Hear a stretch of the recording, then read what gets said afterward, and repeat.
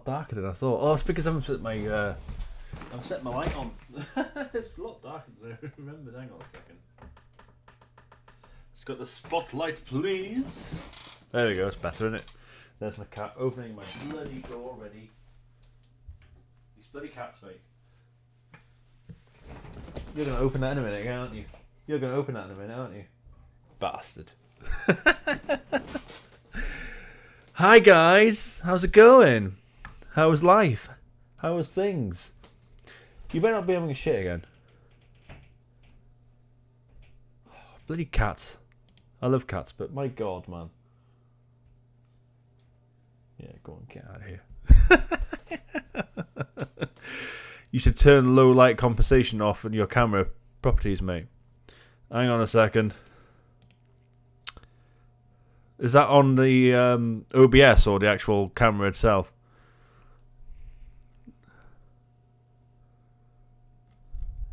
OBS. Bear with me, guys. Bear with. I'm on OBS. Configure video, is it? Low light compensation.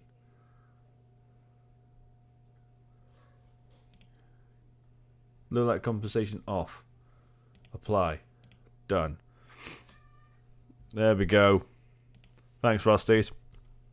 Hello, Pants. How you doing? Woohoo, beard stream while I work. Nice. Hey, it's St. Els. How are you? Bonjour. Bonjour, madame or monsieur. Hi, Sling. Hope the rest of the Rogue Legacy stream went better than the start. Yeah, it went well. Oh, my God, man. Are you in or out? Bloody cat. A little compensation, a little more action, please. I love it. I love it. Guys and gals and everyone in between, thank you for joining me. Oh my god, how many people we got watching? This is 10 viewers already. Wow. Hello. Everyone is up for Doki Doki Literature Club Plus, I hope. Over that, or people just spontaneously joined us. I don't know. But hi, everyone. The cat's going for a fucking Hello. The cat's going for a fucking shit again. I'm so sorry about this. She is as well. Bloody hell. Jesus Christ. Pick your time, don't you? You always pick your time. Yeah, I'm talking to you. Picking your time like this again. Bloody hell. Oh, I think it's a we. Either way, don't care. Don't want to know. Guys and gals and everything in between, I am Johnny Beard. Thank you for joining us. We are playing a game today called Doki Doki Literature Club Plus. Now, I must say, and I absolutely stress this game isn't for everyone. This game, I don't want to ruin it. What's the frustrating thing? This is the beautiful and frustrating thing about this game, right? I am Mrs. Spaulding, is I don't want to say too much, but what I will say is if you're a nervous disposition, if certain sensitive topics affect you, this isn't the game for you. That's all I want to say. A trigger warning, yes. I've actually turned this game on. Right, okay, a little bit of no spoilers, but a small bit of background information about this game, right? This is Doki Doki Literature Club Plus. The Doki Doki Literature Club game is free, by the way. It's free on Steam. It's well worth your time. It's amazing. I've just loaded Doki Doki Literature Club Plus now to get the stream settings set up, and I had about 4, I'm not even lying, 4 screens telling me this is not for people who are sensitive for certain topics. Trigger warning. I had to confirm that I'm okay with this. It asked me. You can actually. It actually gives one of the screens says, "Click here for spoilers of what to possibly expect in the game." It is telling you. I am telling you, this game is not for people with who have found certain things very difficult. That's all I want to say. I just want to make that very, very clear. Are you on 69 or 39, Mrs. Bowling? And I don't want to say more than that because it's a heck of an experience. It's an amazing game. I cannot wait to get into the additional content that I've not seen. Dear loser. I have played through Doki Doki Literature Club. It is brilliant. I am going to be playing this game as if I don't know what's going on, because I want people who have not seen this game to have that feeling and that experience. So I am stressing again, no spoilers. If you have seen this game and you know this game well, that is great. Welcome. Thank you for joining us. But if you spoil this game, I will ban you from chat. And I've never said that before, and I mean it. This game is an experience. I don't want it to ruin it for people. So if you put any spoilers, I'm going to ban you. It's an immediate ban. not even messing about. So hopefully people will enjoy this, because I love this, and I cannot wait to get into the additional content that I have not seen before. So I don't. So all I will say is that this is a game that is set in a school. You join a literature club, and you are a male. You can name your character, and in the literature club are 4 females, and it's a visual novel that will play out the way it plays out. And again, I don't want to say more than that. This isn't a high action game. This is visual novel. This is a novel. This is a story based game, and it's great. It's so good. So, yes, Mr. Spalding, thank you for that. I will ban you also. I am a mod, and consider yourself told. And I'm going to be... here's my screen. At the bottom right there, it clearly makes it very clear. Strictly no spoilers allowed in the chat. I've made this very, very clear. Okay. So, guys. Yeah, can't wait. We're going to be clicking on load in a minute. Since I don't have you on Steam, Johnny, I just sent you 12 quid on PayPal. Sling, what are you doing? Oh, bless your cotton socks. No. I mean, you've got the channel points. Then I was going to buy the game. That's not. No. I'll buy the game. Oh my word! Thanks for that. Yes, we'll play that at some point. Sling. Oh, bless your absolute cotton socks. That's amazing. Oh, yeah. I'll definitely give that a go, my dude. Definitely. Too late now. Yeah, it seems like it, doesn't it? Oh, you're very kind. You're very good to me. I don't deserve it.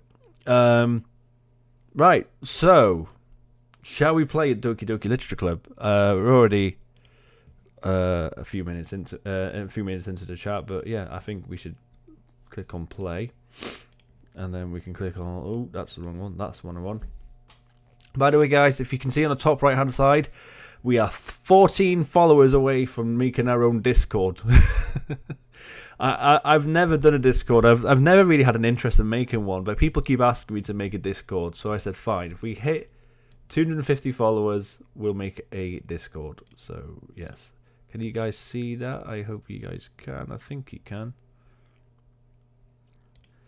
So the Metaverse Enterprise Solutions. Press the help key to enter setup. Yeah, so this is new, and I don't want. I don't like that it's got this on here. I'm going straight into this. This is Doki Doki Literature Club. Yes. Did you see the Battle Royale last night? It was epic.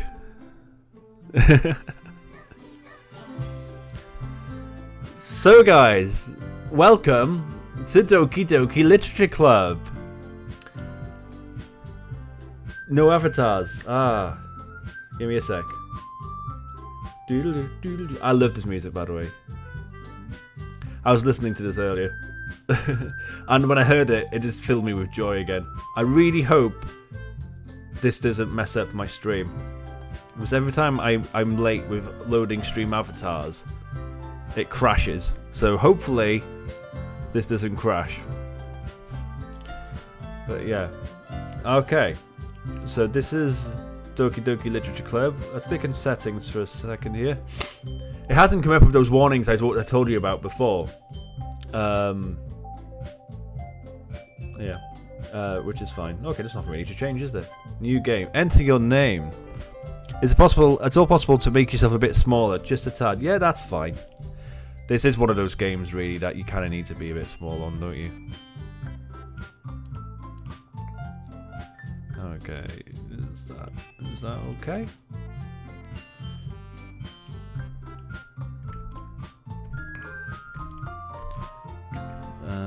Move that up there. Is that okay? Is that better? Just a tad, just only slightly. Right, okay, so...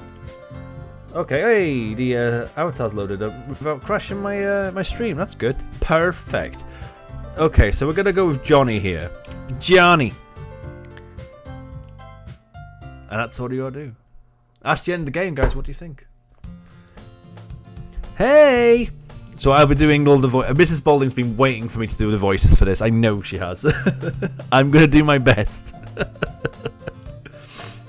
Hey! I see an annoying girl running towards me in the distance, waving her arms in the air like she's totally oblivious to any attention she might draw to herself. That girl is Sayori, my neighbour, and a good friend since we were children. You know, the kind of friend you'd never see yourself making today, but it's just kind of it kind of works out because you've known each other for so long. We used to walk to school together on days like this, but starting around high school, she would oversleep more and more frequently, and I would get tired of waiting up. But if she's going to chase after me like this, I almost feel better off running away. However, I just sigh and idle in front of the crosswalk and let Sayori catch up to me. Ha ha ha! I overslept again! But I caught you this time! Maybe, only because I decided to stop and wait for you. You say that like you were thinking about ignoring me. Mrs. Balding lives the little house picture. That's mean, Johnny! Well, if people stare at you for acting weird, then I don't want them to think we're a couple or something. Fine, fine. But you did wait for me after all. I guess you don't have it in you to be mean even if you want to. Whatever you say, Sayori.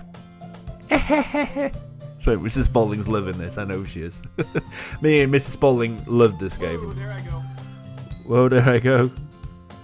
Crypty, thanks for joining. Thanks for joining the Beardo community. I hope you're doing okay. Welcome to Doki Doki Literature Club. Not for the faint-hearted. We crossed the... Oh, is that Jody, is it? Did I miss that, did I? Hi, Jody. We cross the street together and make our way to school. As we draw near, the streets become increasingly speckled with other students making their daily commute. By the way, Johnny, have you decided on a club to join yet? A club? I told you already, I'm not interested in joining any clubs. I haven't been looking either. That's not true. You told me you'd join a club this year. Did I? It's me! Hey, Jody. Hey, Crypty. I hope you're doing okay. Thanks for joining us. I'm sure it's possible that I did in one of our many conversations where I dismissively go along with whatever she's going on about. Sayori likes to worry a little too much about me when I'm perfectly content just getting by on the average while spending my free time on games and anime. I made a new account because I'm... Is it distressed trying to get your old one back? I miss certain words because my screen is just that slightly bit too long. Thanks for the follow anyway. I was talking about how I'm worried that you won't learn how to socialise or have any skills before college. Your happiness is really important to me, you know. Can you stop bombing me, Mrs. Spalding? I know you're happy now, but I die at the thought of you becoming a NEET in a few years because you're not used to the real world. You trust me, right? Don't make me keep... sorry, I keep wanting to clear my throat and it's affecting the way I'm speaking. Don't make me keep worrying about you. Alright. But look at how you bounce. I can't see it. It's on a separate screen, so I can't see the baum. Sorry. I'll look at a few clubs if it makes you happy. No promises though. Will you at least promise me you'll try a little? Yeah, I guess I'll promise you that. Yay! Why do I let myself get lectured by such a carefree girl? More than that, I'm surprised I even let myself relent to her. I guess seeing her worry so much about me makes me want to ease her mind at least a little bit, even if she does exaggerate everything inside of her head.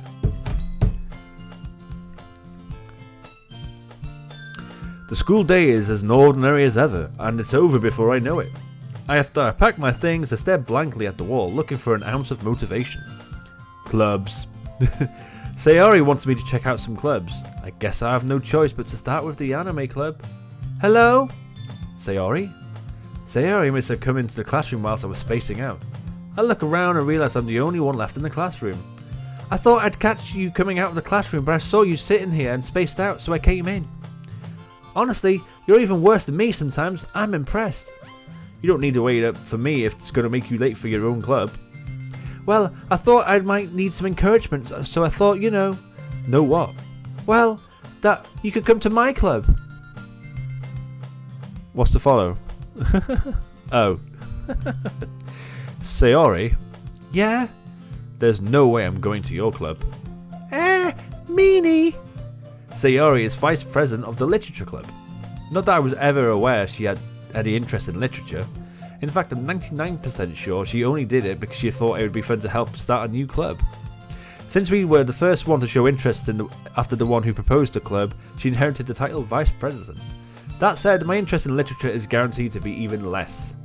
Yeah, I'm going to the anime club. Come on, please. Why do you care so much anyway? Well, I kind of told the club yesterday I would bring in a new member. And Natsuki made cupcakes and everything. Don't make promises you can't keep. I can't tell if Sayori is really that much of an airhead or if she's so cunning as to have planned this all out. I let out a long sigh. Fine. I'll stop by for a cupcake, okay? Yes, let's go! And thus, today marks the day I sold my soul for a cupcake. I dejectedly follow Sayori across the school and upstairs, a section of the school I rarely visit. Actions. Attack, dance, duel, fart, hug, jumps, move, sit, sleeps, lots of sound. Yeah, there you go. Lots of options there, my dude. Sayori, full of energy, swings open the classroom door. Everyone, the new member is here. I told you, don't call me new member. I glanced around the room. That's good timing. I glanced around the room. Welcome to the literature club. It's a pleasure meeting you. Sayori always says nice things about you. Seriously? You brought a boy? Way to kill the atmosphere. Ah, Johnny, what a nice surprise. Welcome to the club. All words escape me in this situation. This club is full of incredibly cute girls. What are you looking at? If you want to say something, say it. Sorry. Natsuki. The girl with the sour attitude, whose name is apparently Natsuki, is one I don't recognize. Her small figure makes her look like a first-year student. She's also the one who made cupcakes, according to Sayori. You can ignore her when she gets moody. Sayori says that quietly into my ear, then turns back towards the other girls. Anyway, this is Natsuki, always full of energy. And this is Yuri, the smartest in the club. Don't say things like that. Yuri, who appears comfortably more mature and timid, seems to have a hard time keeping up with people like Sayori and Natsuki. Ah well, it's nice to meet both of you. And it sounds like you already know Monica, is that right? That's right. It's great to see you again, Johnny. Monica smiles sweetly. We do know each other. Well, we rarely talked, but we were in the same class last year. Monica was probably the most popular girl in class. Smart, beautiful, athletic. Basically completely out of my league. So having her smile at me so genuinely feels a little... You too, Monica. Come sit down, Johnny. We made room for you at the table so you can sit next to me or Monica. I'll get the cupcakes. Hey, I made them. I'll get them. Sorry, I got a little too excited. Then, how about I make some tea as well? The girls have a few desks arranged to form a table. As Sayori mentioned, it's been widened so that there's one space next to Monica and one space next to Sayori. Natsuki and Yuri walk over to the corner of the room where Natsuki grabs a wrapped tray and Yuri opens the closet. Still feeling awkward, I take a seat next to Sayori. Natsuki proudly marches back to the table, tray in hand. Okay, are you ready? Ta-da! Whoa!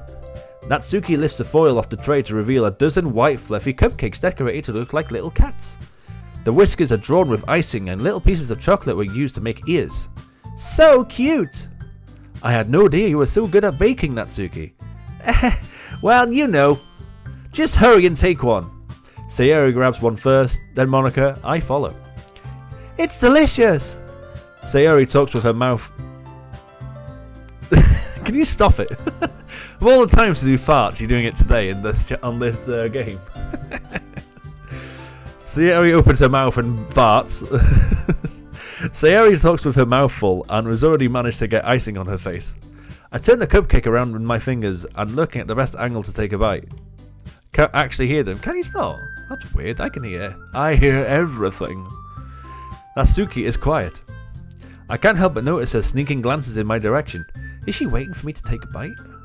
I finally bite down. The icing is sweet and full of flavour. I wonder if she made it herself. This is really good. Thank you, Natsuki. Well, why are you thanking me? It's not like I... Haven't I heard this somewhere before? Made them for you or anything? I thought you technically did. Sayori said, well, maybe, but not for you dummy. Alright. I give up Natsuki's weird logic and dismiss the conversation. Yuri returns to the table carrying a tea set. She carefully places a teacup in front of each of us before setting down the teapot next to the cupcake tray. You give a whole tea set in this classroom? Don't worry, the teachers give us permission. After all, doesn't a hot cup of tea help you enjoy a good book? I guess. Don't let yourself get intimidated. Yuri's just trying to impress you. No, that's not. Insulted, Yuri looks away. I mean that, I believe you. Well, tea and reading might not be a pastime for me, but at least I enjoy tea. Oh, sorry, Mrs. Balding, can you get that, please? Thank you. Cheers. I'm glad. Yuri faintly smiles to herself in relief. Monica raises an eyebrow and smiles at me. So, what made you consider the literature club? I was afraid of this question. Something tells me I shouldn't tell Monica I was practically dragged here by Sayori. Well, I haven't joined any clubs yet, and Sayori seemed really happy here, so that's okay. Don't be embarrassed. We'll make sure you feel right at home, okay? As president of the literature club, it's my duty to make the club fun and exciting for everyone. Monica, I'm surprised. How come you decided to start your own club? You could probably be a board member for any of the major clubs. Weren't you a leader of the debate club last year? Well, to be honest, I can't stand all the politics around the major clubs. It feels like nothing but arguing about the budget and publicity and how to prepare for events. I'd much rather take something I personally enjoy and make something special out of it. And if it encourages others to get into literature, then I'm fulfilling that dream. Monica's really a great leader. Yuri also nods in agreement. Then I'm surprised there aren't more people in the club yet. It must be hard to start a new club. You could put it that way. Not many people are interested in putting out all the effort that's to start something brand new, especially when it's something that doesn't grab your attention like literature. You have to work hard to convince people that you're both fun and worthwhile. But it makes school events like the festival that much more important. I'm confident that we can all really grow this club before we graduate. Right, everyone? Yeah! We'll do our best. You know it! Everyone enthusiastically agrees. Such different girls, all interested in the same goal. Monica must have worked really hard just to find these three. Maybe that's why they're also delighted by the idea of a new member joining. Though I still don't really know if I can keep up with their level of enthusiasm about literature. So Johnny, what kind of things do you like to read? Well, considering how little I've read these past few years, I don't really have a good way to answer that. Manga? I mutter quietly to myself, half joking. Natsuki's head suddenly perks up. It looks like she wants to say something, but she keeps quiet. Not much of a reader, I guess. Well, that can change. What am I saying? I spoke without thinking after seeing Yuri's sad smile. Anyway, what about you, Yuri? Well, let's see. Yuri traces the rim of her teacup with her finger. My favourites are usually novels that build deep and complex fantasy worlds. The level of creativity and craftsmanship behind them is amazing to me, and telling a good story in such a foreign world is equally impressive. Yuri goes on, clearly passionate about her reading. She seems so reserved and timid since the moment I walked in, but it's obvious by the way her eyes light up that she finds her comfort in the world of books, not people. But I like a lot of things. Stories with deep psychological elements usually immerse me as well. Isn't it amazing how a writer can so deliberately take advantage of your own lack of imagination to completely throw you for a loop? Anyway, I've been reading a lot of horror lately. I read a horror book once. This Johnny needs to wet his whistle with raw, unwashed potatoes.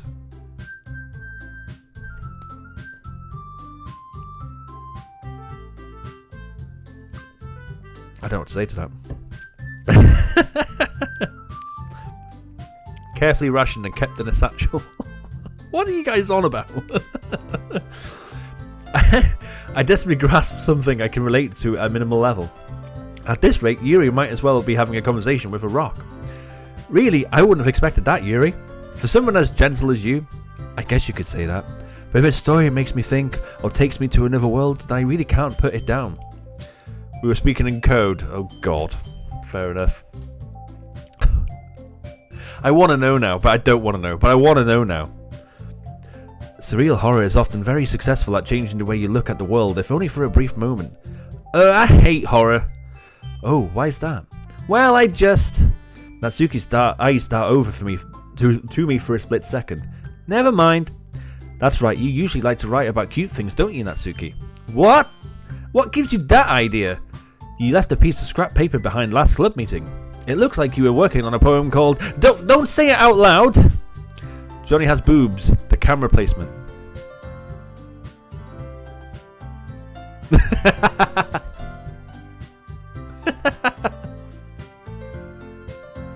I'm Monica. And everyone. Brilliant. Oh man, that's going to happen a lot in the next 3 hours. That's amazing. And give that back. Fine. Your cupcakes, your poems, everything you do is just as cute as you are. Sayori sidles behind... Sidles? Behind Natsuki and puts a hand on her shoulders. I'm not cute. He wants you to admire his fancy cat tree. Natsuki, you write your own poems? Well, I guess sometimes. Why do you care? I think that's impressive. Why don't you share them sometime? No! Natsuki averts her eyes. You wouldn't like them. You look so sassy too, do I? Thanks, guys. I honestly, it was hard to place where to put it, because obviously I didn't want to put it at the bottom, because that's where all the text is. So it's like, where can I put it? So I put it on the top right. But I mean, I think even if it was on the top left, it'd have the same thing, because obviously the characters are spaced out when there's multiple characters on screen. So I was always going to be one of them. Not a very confident writer yet? I understand how Natsuki feels. Sharing that level of writing takes more than just confidence. The truest form of writing is writing to oneself. You must be willing to open up to your readers, exposing your vulnerabilities and showing even the deepest reaches of your heart. Do you have writing experience too, Yuri? Maybe if you share some of your work, you can set an example and help Natsuki feel comfortable enough to share hers. I guess it's the same for Yuri. I want to read everyone's poems. We all sit in silence for a moment. I will be at some point, all of them. Okay, I have an idea, everyone. Natsuki and Yuri look quizzically at Monica. Let's all go home and write a poem of our own. The next time we meet, we'll all share them with each other. Then that way, everyone is even. Yeah, let's do it. Plus now we have a new member, I think it will help us all get a little more comfortable with each other and strengthen the bond of the club. Way, well done, Mrs. Spaulding. Isn't that right, Johnny? Monica smiles warmly at me once again. Hold on, there's still one problem. What's that? Now we're back to the original topic of me joining the club. I bluntly come forth with what's been on my mind the entire time. I never said I'd join this club. Sayori may have convinced me to stop by, but I've never made any decision. I still have other clubs to look at, and I lose my train of thought. All four girls stare back at me with dejected eyes. But I'm sorry, I thought... Johnny, you all... I'm defenseless against these girls. How am I supposed to make a clear-headed decision when it's like this? That is, if writing poems is the price I need to pay in order to spend every day with these beautiful girls? Right. Okay, I've decided then. I'll join the literature club. One by one, the girls' eyes light up. I keep saying lit. Yes, I'm so happy. Sayori wraps her arms around me, jumping up and down. Hey, you really did scare me for a moment. If you really just came for the cupcakes, I'd be super pissed. Then what? That makes it official. Welcome to the literature club. Thanks, I guess. Okay, everyone. You're really good, to be fair, Slim Bean. At the game. Should we have another battle royale? Actually, let's do another battle royale. Oh no, you know what? We'll wait a bit longer. We'll wait a bit longer. Hopefully we can get a few more viewers and then we can do another battle royale. I think that with that we can officially end today's meeting with a good note. Everyone remember tonight's assignment. Write a poem to bring to the next meeting so we can all share. Monica looks over at me once more. Johnny, I look forward to seeing how you express yourself. Yeah. Can I really impress the class star Monica with my mediocre writing skills? I already feel the anxiety welling up inside of me. Meanwhile, the girls continue to chit-chat as Yuri and Natsuki clean up their food. Hey Johnny, since we're already here, do you want to walk home together? That's right, Sayori and I never walked home together anymore because she always stayed for the after-school clubs. Got that well wrong, didn't I? Doesn't matter. Sure, might as well. Yay! Tonight is your night. Tonight is your night. With that, the two of us depart the club room and make our way home. The whole way, my mind wanders back and forth between the four girls. Sayori, Natsuki, Yuri, and of course Monica. Will I really be happy spending every day after school in the literature club? Perhaps I'll have the chance to grow closer to one of these girls. Alright, I just need to make the most of my circumstances and I'm sure good fortune will find me. And I guess that starts with writing a poem tonight. Dun dun dun. You should really wet your whistle, Johnny. Are you talking about having some liquids? Is that what you're talking about? Because again, you're not helping with your inside chat.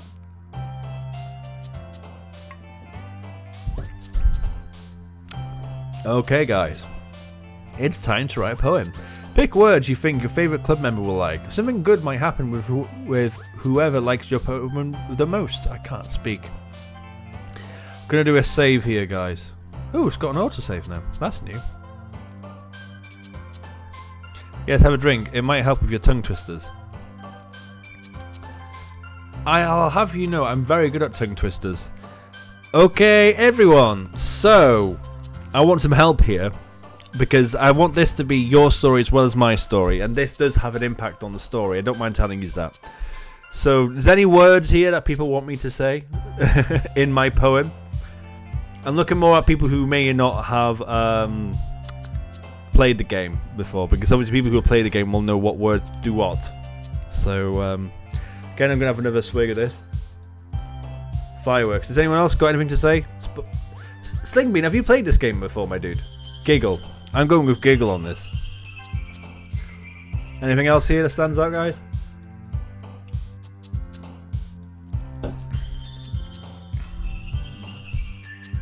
Never played it. Okay. Anyone else not played it? Anyone that's not played it, I'm happy for you guys to show it. Tell us what words you want us in your poem. Vivid. Sticky. Oh, okay. Well, I'm going to go with sticky there because we haven't had one from Jack yet. Mrs. Spalding, you've played this game. I'm not having your words. I think Sling and Jack can help out here. Yes, I'm being biased. You've played this game.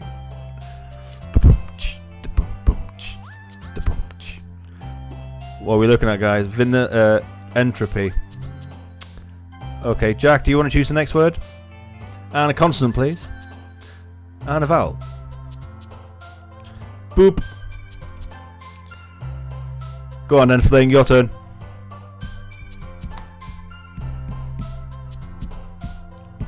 You know what? I'm not actually looking at what the words are doing to the characters, so I actually don't know how this is going to go, because I'm actually not looking at direction.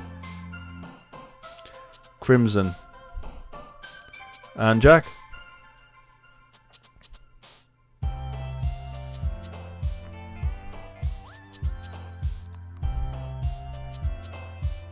Infinite. Alright then. Sling?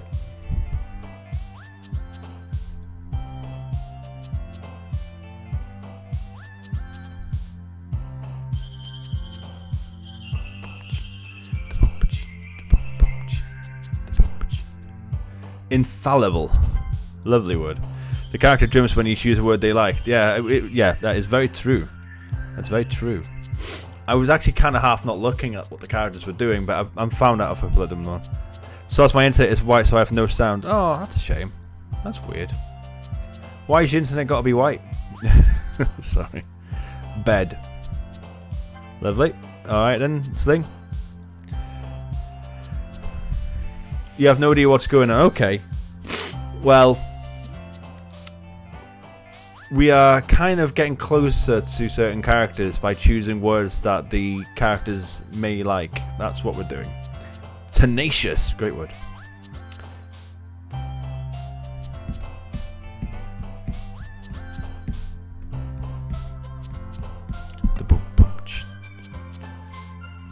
Unstable.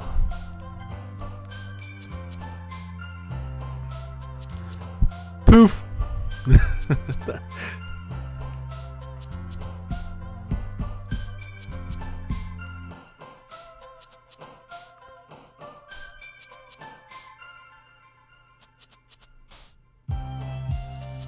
Lollipop.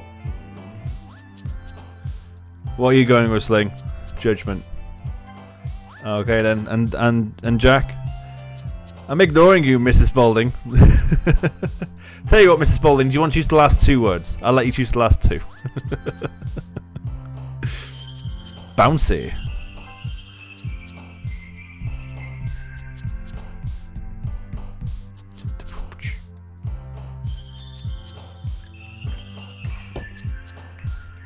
Bouncy, bouncy. Ooh, such a good time. Existence. Alright then, Jack.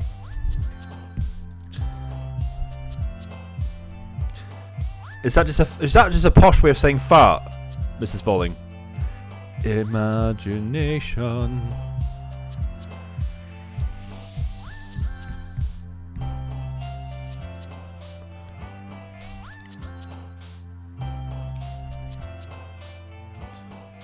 Fart. Is that a parfait? Dream. Lovely. One more word then, Jack. One more word, Sling, and then we'll give Mrs. Spaulding the last 2 words.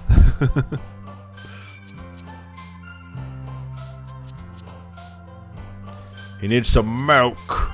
And then Sling. Oh no, Jack's got 2 words. Sorry.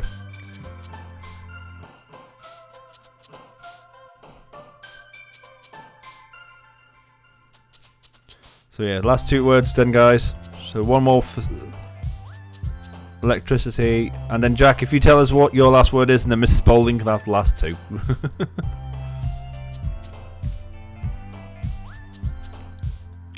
Jack, go on then, Mrs. Spaulding. What do you want?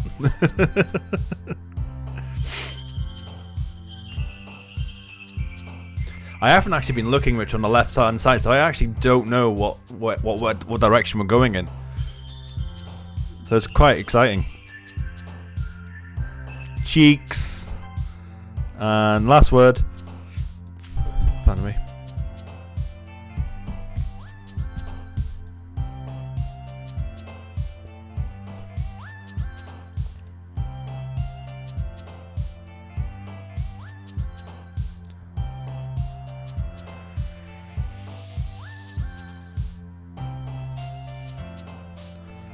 What are we going with? Shame. Okie dokie. Thank you, guys. Hi again, Johnny. Glad to see you didn't run away on us. Nah, don't worry. This might be a little strange for me, but at least I kept my word. Well, I'm back in the literature. I was last to come in, so everyone else is already hanging out. Thanks for keeping your promise, Johnny. I hope this isn't too overwhelming of a commitment for you, making you dive headfirst into literature when you're not accustomed to it. Oh, come on, like he deserves any slack. Sayori told me you didn't even want to join any clubs this year. And last year too. I don't know if you plan to just come here and hang out or what, but if you don't take us seriously, then you won't see the end of it. Natsuki, you certainly have a big mouth for someone who keeps a manga collection in our club room.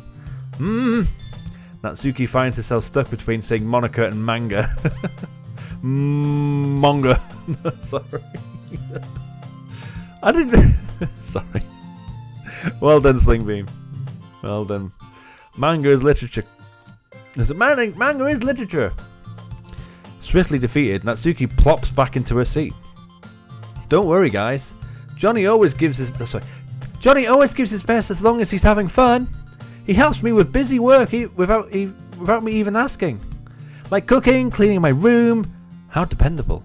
Sayori, that's because your room is so messy it's distracting. And you almost set your house on fire once. Is that so? You two are really good friends, aren't you? I might be a little jealous. How come? You and Johnny can become good friends too. Sayori? As usual, Sayori seems oblivious to the weird situation she's put me into. Oh, Yuri even brought you something today, you know? Wait, Sayori? Me? Not really. Don't be shy. It's really nothing. What is it? Never mind. Sayori made it sound like a big deal when it's really not. What do I do? I'm sorry, Yuri, I wasn't thinking. I guess that means it's up to me to rescue the situation. Hey, don't worry about it. First of all, I wasn't expecting anything in the first place, so any nice gesture from you is a pleasant surprise. It'll make me happy no matter what. Is that so? Yeah. I won't make a big deal if you don't want it to be. Alright. Well, here. Yuri reaches into her bag and pulls out a book. I didn't want you to feel left out. So I picked up a book I thought you might enjoy. It's a short read, so it could keep your attention, even if you don't usually read. And we could, discuss it if you wanted. This is... How is this girl accidentally being so cute? She even picked out a book she thinks I'll like, despite me not reading much.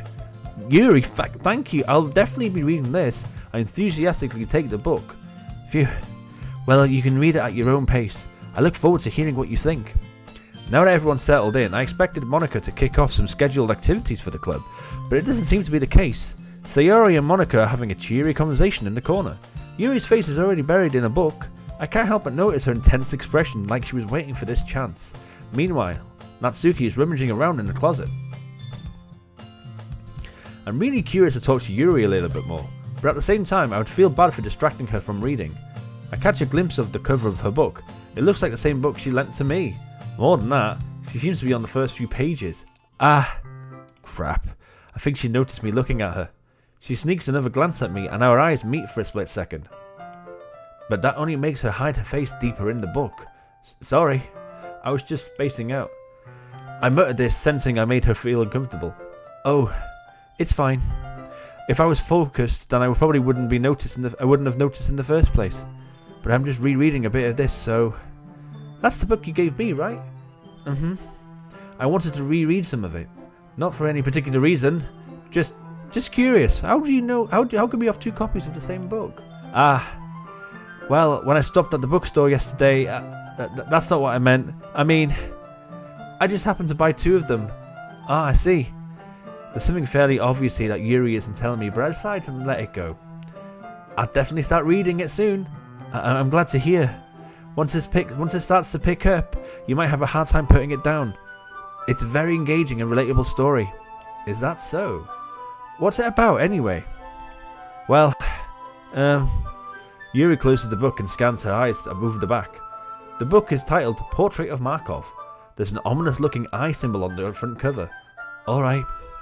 I just wanted to make sure I don't accidentally give anything away. Basically, it's about this girl in high school who moves in with her long-lost younger sister. But as soon as she does so, her life gets really strange. She gets targeted by these people who escaped from a human experiment prison. And while her life is in danger, she needs to desperately choose who to trust. No matter what she does, she ends up destroying most of her relationships and her life starts to fall apart. That's kind of dark, isn't it? Yuri made it sound like it was going to be a nice story, but so the dark turn came from nowhere. Yuri gently giggles all of a sudden. Are you not a fan of that sort of thing, Johnny? No, it's not that. I mean, I can definitely enjoy these kind of stories, so don't worry. I hope so. Yeah, I totally forgot that Yuri's into those things. She's so shy and reclusive on the outside, but her mind seems to be completely different. It's just that those kinds of stories, they challenge you to look at life from a strange new perspective. When horrible things happen not just because someone wants to be evil, but because they have their own goals or their own philosophy that they believe in. Then suddenly, when you thought you related to the protagonist, they've made out to be the naive one for letting one-sided morals interfere with the villain's plans. I'm rumbling, aren't I? Not again. I'm sorry. Hey, don't apologise. I haven't lost interest in anything. Well, I guess it's alright then. But I feel like I should let you know that I have this problem. When I let things like books and writing fill my thoughts, I kind of forget to pay attention to other people. So I'm sorry if I ended up saying something strange, and please stop me if I start talking too much. I really don't think you need to worry. That just means you're passionate about reading. The least I can do is listen. Dang, Yuri knows where it's at. She is very deep. She certainly is. Into literature club, after all. She's very deep, isn't she, Mrs. Spaulding? Deep in that fire! Sorry. Anyway. That's true. In fact, I might as well get started reading it, right? You don't have to. What are you saying? Just a moment ago, you were looking forward to it. Let me just get the book. I quickly retrieved the book I had put into my bag. Alright, it's fine if I sit here, right? I slip into the seat next to Yuri's. Yeah. Are you sure? You seem a little apprehensive. I'm sorry. It's not that I don't want you to. It's just something I'm not very used to. That is, reading in company with someone. I see. Well, just tell me if I end up distracting you or anything. Alright. I open the book and start the prologue. I soon understand what Yuri means about reading in company. It's as if I can feel her presence over my shoulder as I read. It's not a particularly bad thing. Maybe a little distracting, but that feeling is somewhat comforting. Yuri's in the corner of my eye. I realize that she's not actually looking at her own book. I glance over. It looks like she's reading from my book instead. Sorry, I was just... Yuri, you really apologize a lot, don't you? I do? I don't really mean to. Sorry. I mean... Here, this should work, right? I slide my desk until it's up against Yuri's and then hold my book more between the two of them. I suppose so. Yuri timidly closes her own copy. Once we lean in a little bit, our shoulders are almost touching. It feels like my left arm is in the way, so I instead use my right hand to hold the book open. I guess that makes it kind of difficult to turn the page. Here. Yuri takes her left arm and holds the left side of her book between her thumb and her forefinger. I do the same with my right arm on the right side of the book. That way I turn a page and Yuri slides it under her thumb after it flips to her side. But in holding it like this, we're huddled even closer than before.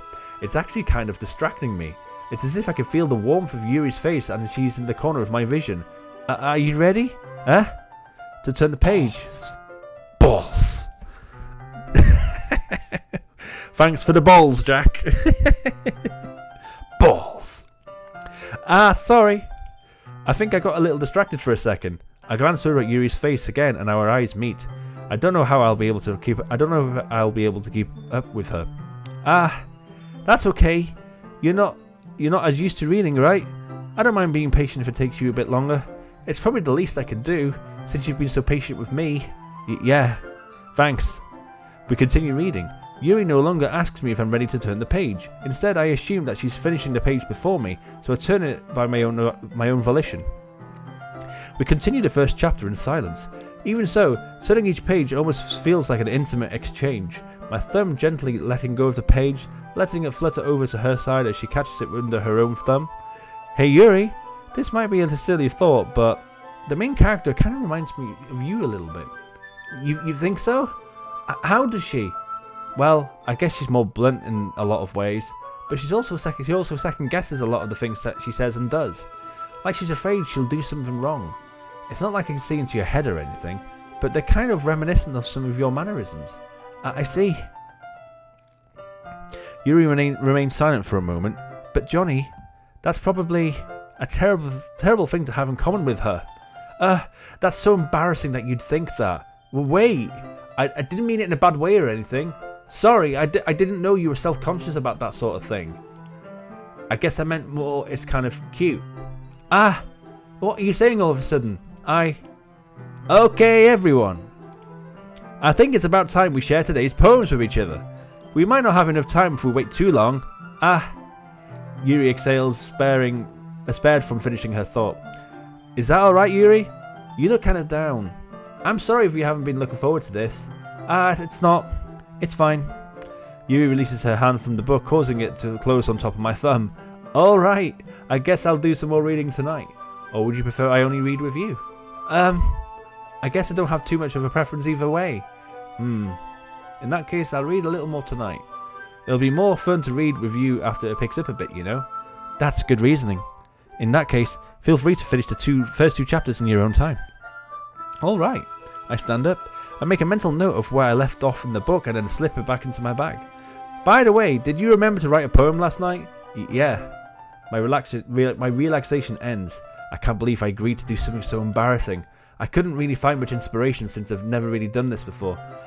Well, now that everyone's ready, why don't you find someone to share with? I can't wait. Sayori and Monica enthusiastically pull out their poems.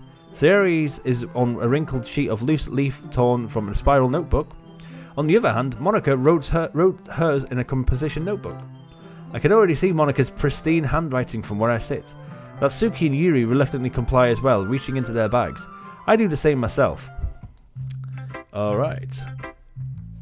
Who shall I show my poem to first, guys?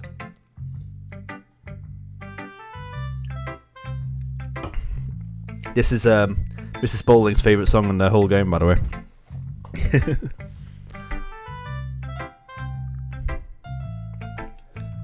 Yuri. No worries. Are you liking Yuri, Sling?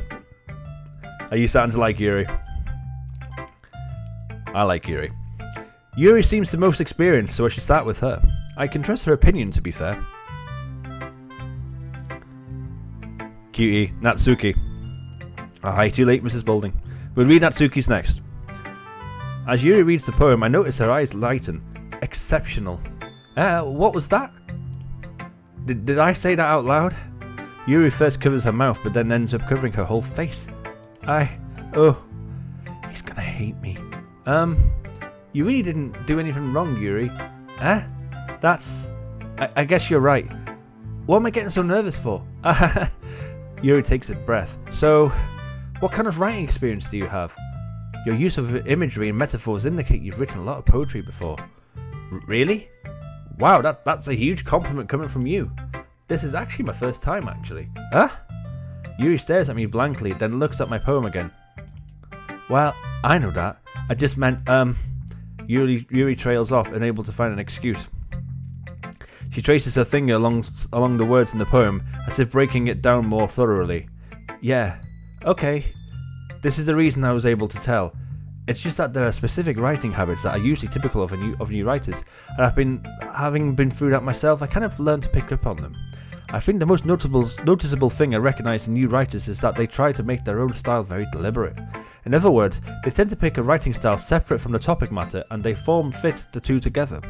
The end result is that both the style and the expressiveness are weakened. Once Yuri finds her train of thought, it's as if her demeanour totally changes. Sorry, gotta go. Had a good rest of the stream. No worries, Jack. Thanks for popping in, my dude, and thanks for helping choose the first set of poems and for the balls bitties, my dude. Balls bitties. All the best, my dude. Take care. Much love to G as well. Her stammering is completely gone, and she sounds like an expert.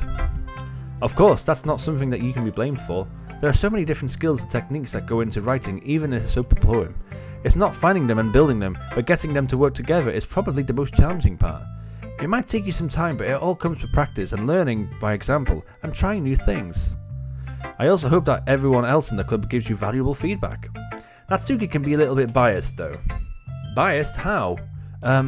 Well, never mind. I should probably be talking about people. I shouldn't be talking about people like that. Sorry. It's fine. I'm not sure if Yuri's apologising to herself, to me, or to Natsuki. Do you mind if I read your poem now? Please do. I'd love to share my thought process behind it. Yuri smiles dreamily, as if it's a rare opportunity for her. Which itself is kind of funny. After all, isn't this supposed to be a literature club? Back in 20, bath time. Enjoy bath time, my dude. Enjoy. Ghost under the light. The tendrils of my hair illuminate beneath the amber glow. Bathing. It must be this one. The last remaining streetlight to have withstood the test of time. The last yet to be replaced by the sickening blue-green hue of the future. I bathe, calm, breathing air of the present but living in the past. The light flickens. I flicken back. Don't forget the balls. I'm sorry, I have such terrible handwriting. What? I wasn't thinking that at all. But you took a long time to read. Well, I don't read script very often. I actually think your handwriting is pretty. That's a relief. Also, I like the poem. Even if it's short, it was really descriptive. It wasn't too short. I usually write longer poems. Not at all. I'm really glad you liked it. I'll be honest, since it's our first time sharing, I wanted to write something a little more mild. Something easy to digest, I suppose. Are you into ghosts, Yuri? Actually, the story isn't about ghosts at all, Johnny. Really? I must have totally missed the point. Well, I suppose you did only glance over it after all. But remember that poets often express their own thoughts, feelings, and experiences in their work. They usually do more than tell a simple story or paint a picture. In this case, perhaps the subject of the poem is only being symbolically compared to a ghost, lingering in her last remaining place of comfort, and able to let go of the past, and soon to be left with nothing. That's a lot more solemn than putting it that way. I hadn't even thought about it. That's impressive. It's nothing really. Yours was impressive too, so... Nah. If anything, I could probably learn a thing or two from you. You think so? Yeah, of course. You know, I was really nervous about doing all this, but in the end I enjoyed it. I'm going to keep doing my best for you, Johnny. Me too. Who should I show my poem to next? So we said Natsuki, didn't we?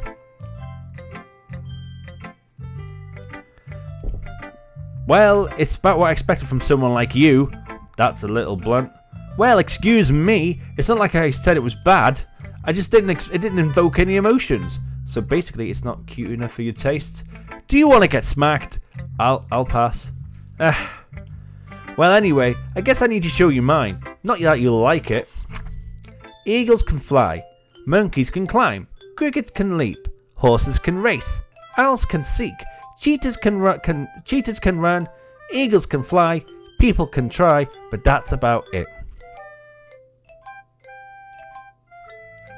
Yeah, I told you weren't going to like it. I like it. What? Just be honest. I am. Why are you so convinced I wouldn't like it? Well, because everyone in high school thinks that writing has to be all sophisticated and stuff. But so people don't have... So people don't even take my writing seriously. But isn't the point of poems for people to express themselves? Your writing style wouldn't make your message any less valid. Yeah, exactly. I like when it's easy to read, but it hits you hard. Like in this poem, seeing everyone around you do great things can be really disheartening. So I decided to write about it. People can try. Yeah, I understand. But the other nice thing about simple writing is that it puts more weight on the wordplay. Oh, sorry, I'm Natsuki. Like I set up for the rhyme at the end, but you made it fall flat on purpose. It helps bring out the feeling in the last line. So you did. I guess more went into it than I realised. That's what it means to be a pro. I'm glad you learned something. Didn't expect that from the youngest one here, did you? Yeah, I guess not. I decided to humour her with the last comment. I really don't care how old everyone is, but Natsuki is feeling proud, then I won't take that away from her.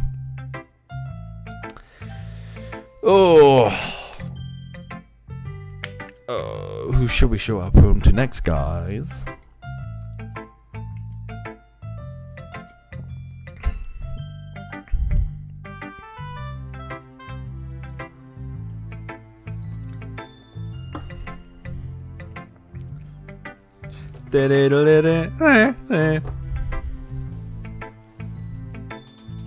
Monica. No worries. Hi, Johnny. Having a good time so far? Yeah. Good, I'm glad to hear it. By the way, since you're new and everything, if you ever have any suggestions for the club, like new activities or things that we can do better, I'm always listening. Don't be afraid to bring things up, okay? Alright, I'll keep that in mind. Of course I'll be afraid to bring things up. I'm much better off just going with the flow until I'm more settled in. GG, Mrs. Bowling, GG. Anyway, want to share your poem with me? It's kind of embarrassing, but I guess I'll have to. Don't worry, Johnny. We're all just a little embarrassed today, you know? But it's the sort of barrier that we'll all learn to get past soon. Yeah, that's true. I handed Monica my poem. Great job, Johnny. I was going ooh in my head whilst reading it. It's really metaphorical. I'm not sure why, but I didn't expect you to go for something so deep. Pardon me. I guess I underestimated you. It's easiest for me to keep everyone's expectations low. That way it counts when I put in some effort. Aha, that's not very fair. Well, I guess it worked anyway. You know that Yuri likes this kind of writing, right? Writing is full of imagery and symbolism. Unlike Sayori, who likes using simple and direct words to describe happiness and sadness. Yuri likes it when readers are left to derive their own meaning out of it. It's very challenging to write like that effectively, both allowing people to get something out of it by feel, or letting them deeply analyze all of the nuances. It can take years of practice, which I'm assuming Yuri has at this point. I never really asked though. I'm sure I'm nowhere near her level yet.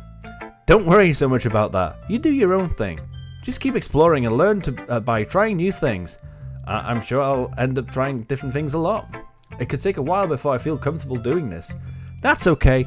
I'd love to see you try new things. That's the best way to find the kind of style that suits you. Everyone else might be a little biased towards their own kind of styles, but I'll always help you find what suits you most. So don't force yourself to write the way everyone else wants you to write. It's not like you have to worry about impressing them or anything. Anyway, do you want to read my poem now? Don't worry, I'm not very good. You sound pretty confident for someone who claims not to be very good. Well, that's because I have to sound confident. That doesn't mean I always feel that way, you know? I see. Well, let's read it then. Hole in a wall. It couldn't have been me. See the direction the spackle protrudes. A noisy neighbour? An angry boyfriend? I'll never know. I wasn't home. I peer inside for a clue. No, I can't see. I reel, blind, like a film left out in the sun. But it's too late. My retinas are already scorched with a permanent copy of the meaningless image. It's just a little hole. It wasn't too bright. It was too deep, stretching forever into everything. A hole of infinite choices. I realise now that I wasn't looking in. I was looking out. And he, on the other side, was looking in. So what do you think? It's very free-form, if that's what you call it. Sorry, I'm not really the right person to ask for feedback. It's okay. Yeah, that kind of style has gotten pretty popular nowadays. That is, a lot of poems have been putting emphasis on the timing between words and lines. When performed out loud, it can be really powerful. What was the inspiration behind this one? Well, I'm not sure if I know how to put it. I guess you could say that I had some kind of epiphany recently. It's been influencing my poems a bit. An epiphany? Yeah, something like that. I'm kind of nervous to talk about deep stuff like that because it's kind of coming on strongly. Maybe after everyone is better friends with each other. Anyway, here's Monica's writing tip of the day. Sometimes when you're writing a poem or a story, your brain gets too fixated on a specific point. If you try so hard to make it perfect, you'll never make any progress. So just force yourself to get something down on paper and tidy it up later. Another way of thinking about it is this. If you keep your pen in the same spot for too long, it'll just be a big dark puddle of ink. So just move your hand and go with the flow. That's my advice for today. Thanks for listening. Who should I show my poem to this? We got Sayori last then. This is a good poem, Johnny. Are you sure it's your first time? Of course. It's not that good. Am I the kind of guy who would be writing poems in his spare time? I guess you're right, but that's why it's impressed me. Well, to be honest, I was afraid that you wouldn't do it seriously, or that you wouldn't write one at all. I'm really happy that I'm really happy just that you wrote one. It just reminds me of how you're really part of the club now. Okay, hun. What then? Not to mention the fact that I'm standing in front of you and you're in the club room. Well, of course. I'm not really into it yet, but that doesn't mean I'll break my promise. See? It's like I said before, Johnny. Deep down, you're not selfish at all, you know? Trying new things like this for other people, that's something that only really good people do. Thanks, Sayori. I'm not sure if Sayori sees the full picture of my motive here. Then again, I can't deny she's part of the reason I joined. Knowing how much this means to her and all. Yeah, and I'm going to make sure you have lots of fun here, okay? That'll be my way of thanking you. Alright, I'm going to hold you to that then. Yay! Now you read my poem too, right? Don't worry, I'm really bad at this. We'll see about that. Dear sunshine, the way you glow through my blinds in the morning, it makes me feel like you missed me. kissing my forehead to help me out of bed, making me rub the sleepy from my eyes? Are you asking me to come out and play? Are you trusting me to wish away the rainy day? I look above, the sky is blue. It's a secret, but I trust you too. If it wasn't for you, I could sleep forever, but I'm not mad. I want breakfast. Breakfast. Sayori, this is just a guess, but did you wait until morning to write this? No, just a little bit. You can't answer just a little bit to a yes or no question. I forgot to do it last night. Well, at least that makes me feel a bit better about myself. Oh, don't be mean. Wrong person. I still tried my best. Yeah. I didn't mean to say that it was a bad poem. It just came out nice, or how should I put it? It just sounds like you. Really? Yeah. Especially that last line. I made eggs and toast. Even though you were late to school. I want a tiny house. It's bad to skip breakfast. I get all cranky. Well, I guess there's no point in arguing. Anyway, thanks for showing me. This was so much fun. Monica's the best. Yeah. But next time, I won't forget, and I'm going to write the best poem ever. Well, I guess I look forward to it. Phew. I guess that's everyone. I glance around the room. That was a little more stressful than I anticipated. It's as if everyone is judging me for my mediocre writing abilities. Even if they're just being nice, there's no way my poems can match up to theirs. This is a literature club after all. I sigh. I guess that's what I ended up getting myself into. Across the room, Sayori and Monica are happily chatting. My eyes landed on Yuri and Natsuki. They gingerly exchange sheets of paper, sharing their respective poems. As they read in tandem, I watch each of their expressions change. Natsuki's eyes furrow in frustration. Meanwhile, Yuri smiles sadly. What's wrong with this language? Did you say something? Oh, it's nothing. Natsuki dismissively returns the poem to the desk with one hand. I guess you could say it's fancy. Thanks. Yours is cute. Cute? Did you completely miss the symbolism or something? It's clearly about feeling of giving up. How can that be cute? I know that. I just meant the language, I guess. I was trying to say something nice. You mean you have to try that hard to come up with something nice to say? Thanks, but it really didn't come out nice at all. Well, I do have a couple of suggestions. If I was looking for suggestions, I would ask someone else who actually liked it. Which people did, by the way. Sayori liked it, and Johnny did too. So based on that, I'd gladly give you some suggestions of my own. First of all, excuse me, I appreciate the offer, but I've spent long enough establishing my writing style. I don't expect it to change anytime soon, unless of course I come across something particularly inspiring. Which I haven't yet. And Johnny liked my poem too, you know. He even told me he was impressed by it. Natsuki suddenly stands up. Oh? I didn't realise you were so invested in trying to impress our new member, Yuri. That's not what I said. You're just... Yuri stands up as well. You're just jealous that Johnny appreciates my advice more than he appreciated yours. And how do you know he didn't appreciate my advice more? Are you that full of yourself? No.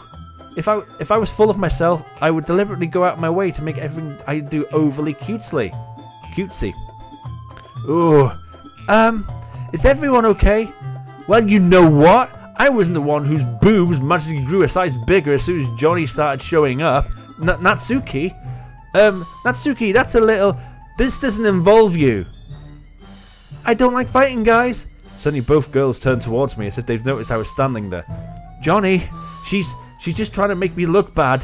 That's not true. She started it. If she could get over herself and learn to appreciate that simple writing is more effective, this wouldn't have happened in the first place. What's the point in making your poems all convoluted for no reason? The meaning should jump out as the reader, not force them to have to figure it out. Help me explain that to her, Johnny. Wait. Sorry, man. There's a reason we have so many deep and expressive words in our language. It's the only way to convey complex feelings and meaning the most effectively. Avoiding them is not unnecessarily limiting yourself, it's also a waste. You understand that, right, Johnny? Well, how did I get dragged into this in the first place? It's not like I know anything about writing. But whoever I agree with, whoever I agree with, they'll probably think more highly of me. So of course that's going to be... Oh, we haven't got Jack or Sling here to make a decision. Oh, okay. I'm quite torn really about what to go with this, because I was kind of hoping it would be a decision that people who haven't played the game could choose.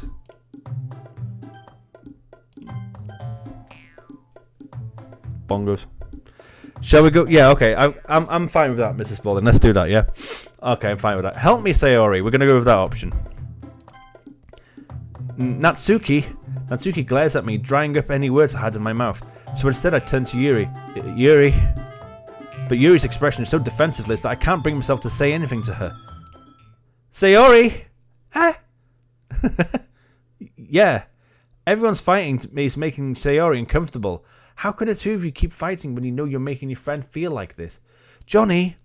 Well, that's her problem. This isn't about her. I agree. It isn't fair for others to inject their own feelings into our conflict. Yeah, unless Sayori wants to tell Yuri what a stuck-up jerk she's being. She would never. It's your immaturity that's made her upset in the first place. Excuse me? Are you listening to yourself? This is exactly why nobody likes you. Stop! Natsuki, Yuri, you guys are my friends. I just want everyone to get along and be happy. My friends are wonderful people, and I love them because of their differences. Natsuki's poems, they're amazing because they give you so many feelings with just a few words. And Yuri's poems are amazing because they paint beautiful pictures in your head. Everyone is so talented. So why are we fighting? Because, well, also, Natsuki's cute and there's nothing wrong with that. And Yuri's boobs are the same as they always were. Big and beautiful. Sorry. Sayori stands triumphantly. Monika stands behind her with a bewildered expression. I'll make some tea. Yuri rushes off. Natsuki sits down with a blank expression on her face, staring at nothing. So this is why Sayori is vice president. I whisper to Monika. She nods in return. To be honest, I might come off as a good leader and I can organise things, but I'm not very good with people. I couldn't even bring myself to interject. And President, that's kind of embarrassing for me. Nah, it's not like I can blame you. I wasn't able to say anything either. Well, I guess that just means Sayori is amazing in her own way, isn't she? You could say that. She might not be an airhead, but sometimes she's weirdly suspicious that she knows exactly what she's doing. I see. Take good care of her, okay? I would hate to see her get herself hurt. That makes two of us. You can count on me. Monika smiles sweetly at me, causing my stomach to knot. Such a genuine person really makes a good president regardless of what she says. If only I could get a chance to talk to her a little more. Okay, everyone. It's just about time for us to leave. How did you all feel about sharing poems? It was a lot of fun. Well, I'd say it was worth it. It was alright. Well, mostly. Johnny, what about you? Yeah, I'd say the same. It was a neat thing to talk about with everyone. Awesome. In that case, we'll do the same thing tomorrow. And maybe you learn something about your friends too, so your poems will turn out even better. I think to myself, I did learn a little bit more about the kind of poems everyone likes. With any luck, that means I can at least do a better job of impressing those I want to impress. I nod to myself with newfound determination. Johnny, ready to walk home? Sure, let's go. Sayori beams at me. It truly has been a while since Sayori and I have spent so much time together. I can't really say I'm not enjoying it either. Sayori, what happened earlier? What do you mean? You know, between you and Natsuki? Does this kind of thing happen often? No. That's really the first time I've ever seen them fight like that. I promise they're wonderful people. You don't hate them, do you? No, I don't hate them. I just wanted your opinion, that's all. I can see why they'd make good friends with you. Phew. You know, Johnny, it's nice that I get to spend time with you at the club, but I think seeing you get along with everyone is what makes me happiest. And I think everyone really likes you too. That's... Every day is going to be so much fun. So, it looks like Sayori still hasn't caught onto the kind of situation I'm in. Sure, being friends with everyone is nice, but does it really need to stop there? We'll just have to see what the future holds, Sayori. I pat Sayori on the shoulder. I said that more to myself than to her, but it's easy to use Sayori as an internal monologue sometimes. Okay, yeah, let's do this. Oh.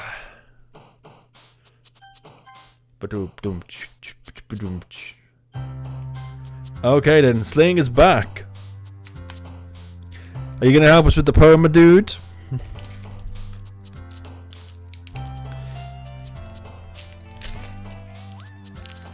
Oh yeah, today's chocolate choice is a Kit Kat Chunky. Did I miss out? You've missed out on... Basically, we were exchanging poems with everyone. Our poem seemingly was fitting in more with Yuri's style. And then Yuri and Natsuki had an argument, basically. We had a choice, basically, of whose side to choose between Natsuki and Yuri in the argument of whose opinion we thought was the right opinion. And there was the third option was asking Sayori to intervene. So we chose that option. We thought that might be a good way of kind of eliminating, like, you know, choosing sides really on the argument. So we kind of thought that was the best course of action. But help us out with the poem, my dude. Help us out.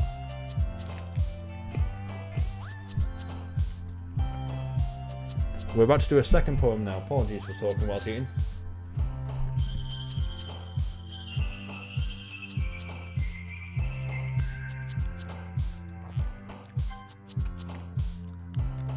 And Jack's gone, mate. So you can choose all the words. All the words.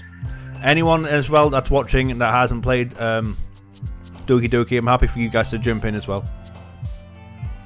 But Mrs. Spalding over there, back off, baby.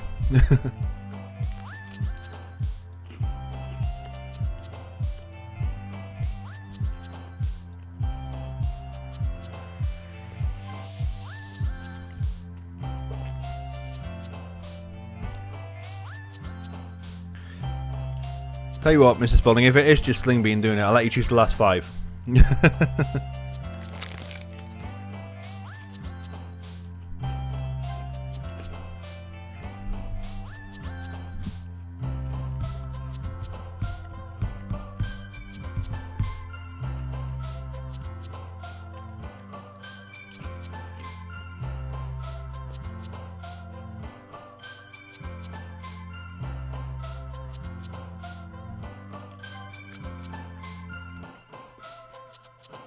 Sorry, Snooky, I'm just eating chocolate.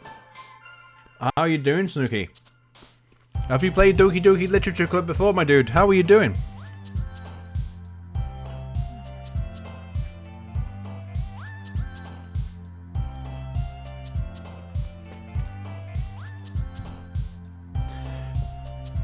If you've not played this game before, my dude, you're welcome to choose some of these poetic words for us.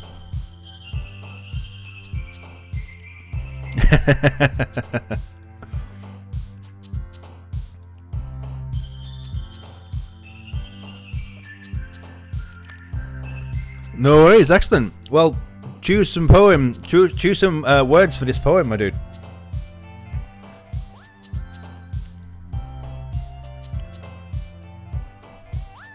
What word should we go with here?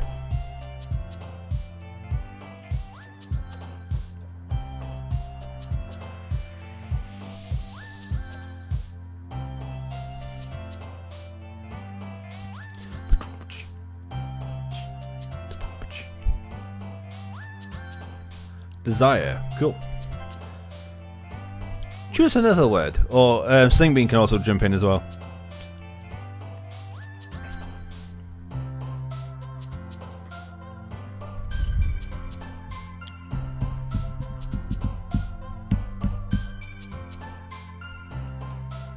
Philosophy. Do you want to choose a word, Snooky? And a consonant, please. And a vowel.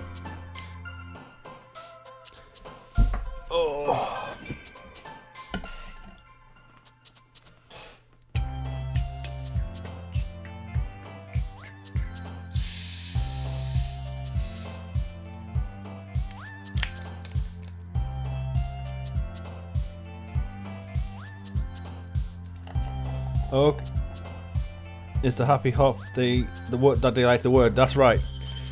Kawaii. That's right, Sting. Yes, if you choose certain words, certain characters like certain words, so that helps with the algorithm, shall we say? So it's we chose words in the last poem that were more towards Yuri, so that's why our poem sounded like Yuri's style of poem. And don't think it's a secret to say that that does affect the story.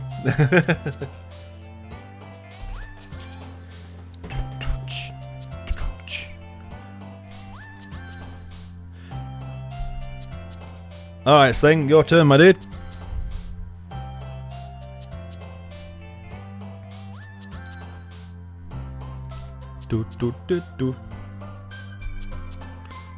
Perfect. Incongruent. It's a great word, isn't it? Do you want to use a word, Snooky?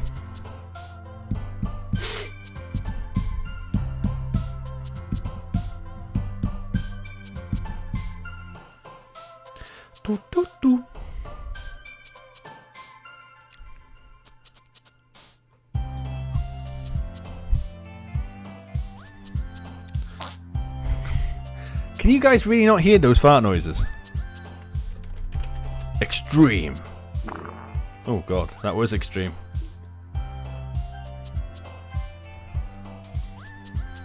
So does it create a poem for you? Not quite. It creates a poem that you can't see, but that is in the style of one of these girls, basically. That's so annoying. You guys, I can hear all of these fart noises.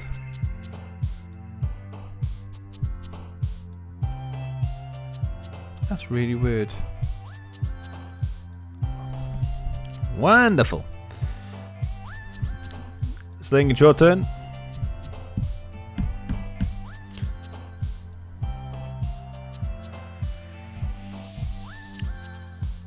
Oh, so it doesn't show us what it is, just a response kind of. That's right, yeah.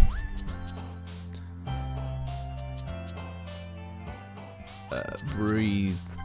What about you, Snooky? Yeah, I can hear all the fart noises.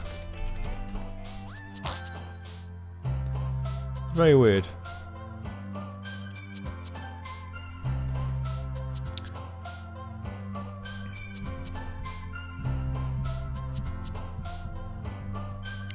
Kitty. Where? Oh, the word kitty.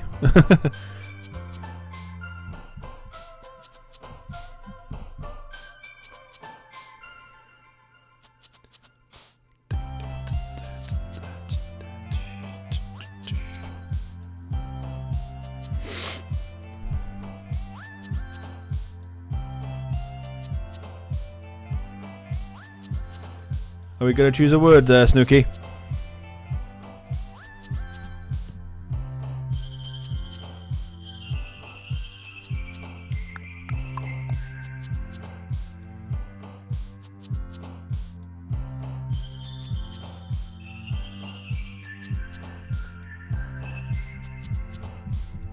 Papa. Thank you. And Sling, what word do you want to choose next?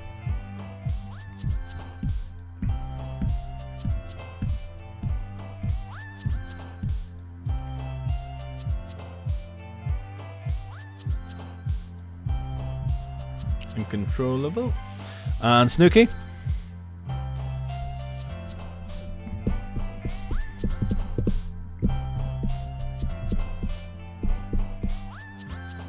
I'm on the phone, so it's a tad delayed. Oh, it's alright, dude.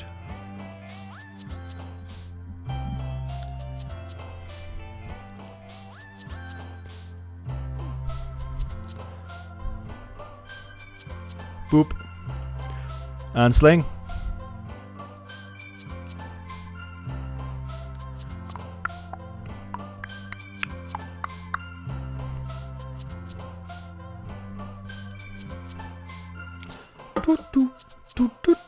Eternity. And then Snooky?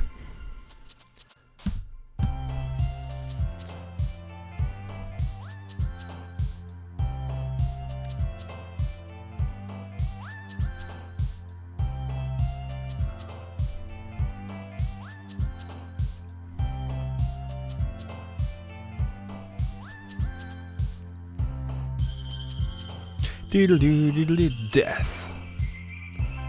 Okay, and sling. Mrs. Spaulding, I'll let you choose the last three.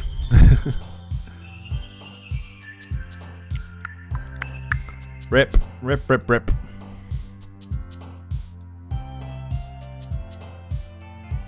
Doo doo. Yeah, sorry, Snooky, I know you just joined us. The reason we're not letting Mrs. Spaulding choose the words is because Mrs. Spaulding has seen this game before. Swimsuit. Right, Snooky, choose this word, and then we're going to give Mrs. Spaulding the last three. Yeah, Mrs. Spaulding knows probably what words have a better connection, so I don't really want her to choose many. Basically. I want this to be your story, because there is multiple directions we can go in.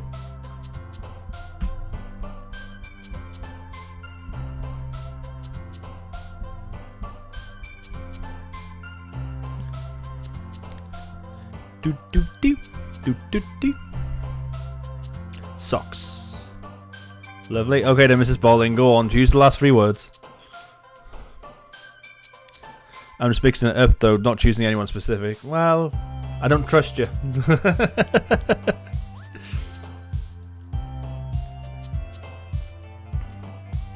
Puppy.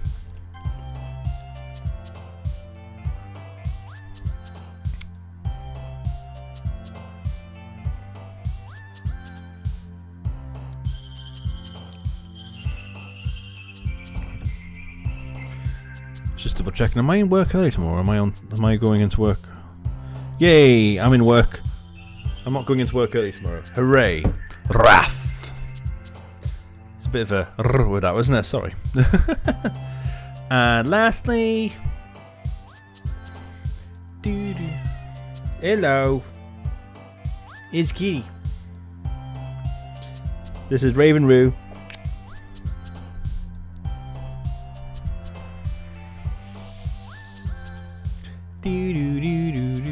Laugh. Meow. Right, I'm gonna go do some chatting now. Another day passes and it's time for the club meeting already. I've gotten a little more comfortable here over the last couple of days. Entering the club room, the usual scene greets me. Hi, Johnny. Yo, Sayori. Looks like you're in a good mood today. I'm still not used to you being in the club, that's all. I see. That's a pretty simple thing for you to get in a good mood. But I guess it's always the simple things with you anyway. Speaking of which, I'm kinda hungry.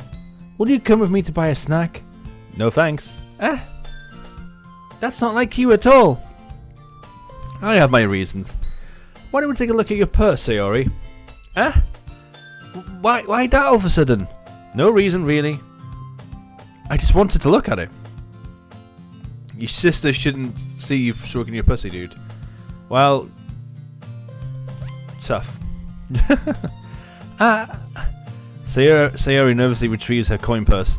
She fumbles for the latch and gets it open. Then she turns it upside down and lets its contents spill into the desk. Only 2 small coins fall out. I knew it. I can see right through you, Sayori. That's not fair. How did you even know? It's simple. If you had enough money in the first place, you would have bought a snack before coming to the classroom. So either you're not hungry and wanted an excuse to take a walk, or you plan to conveniently forget that you spent all your money so that I would lend you some. But there's one more thing. You're always hungry, and so that only leaves one option. Ooh-ah! I give up. Don't make me feel guilty. If you feel guilty, that means you deserve to feel guilty. Yuri suddenly giggles. Huh? I didn't notice she was listening in. Her face is in her book as always. I wasn't listening in or anything. It was just something in my book. Yuri, tell Johnny to borrow me some money. Don't get me involved in that like that, Sayori. Right, you, go on. Go on. Go. Go. You're being a pain now. Go on. Go. Meow. She always makes that noise when you get. She's like, meow. Not get in my way, meow. Nice tits I got there. Thank you. Let's have a look again.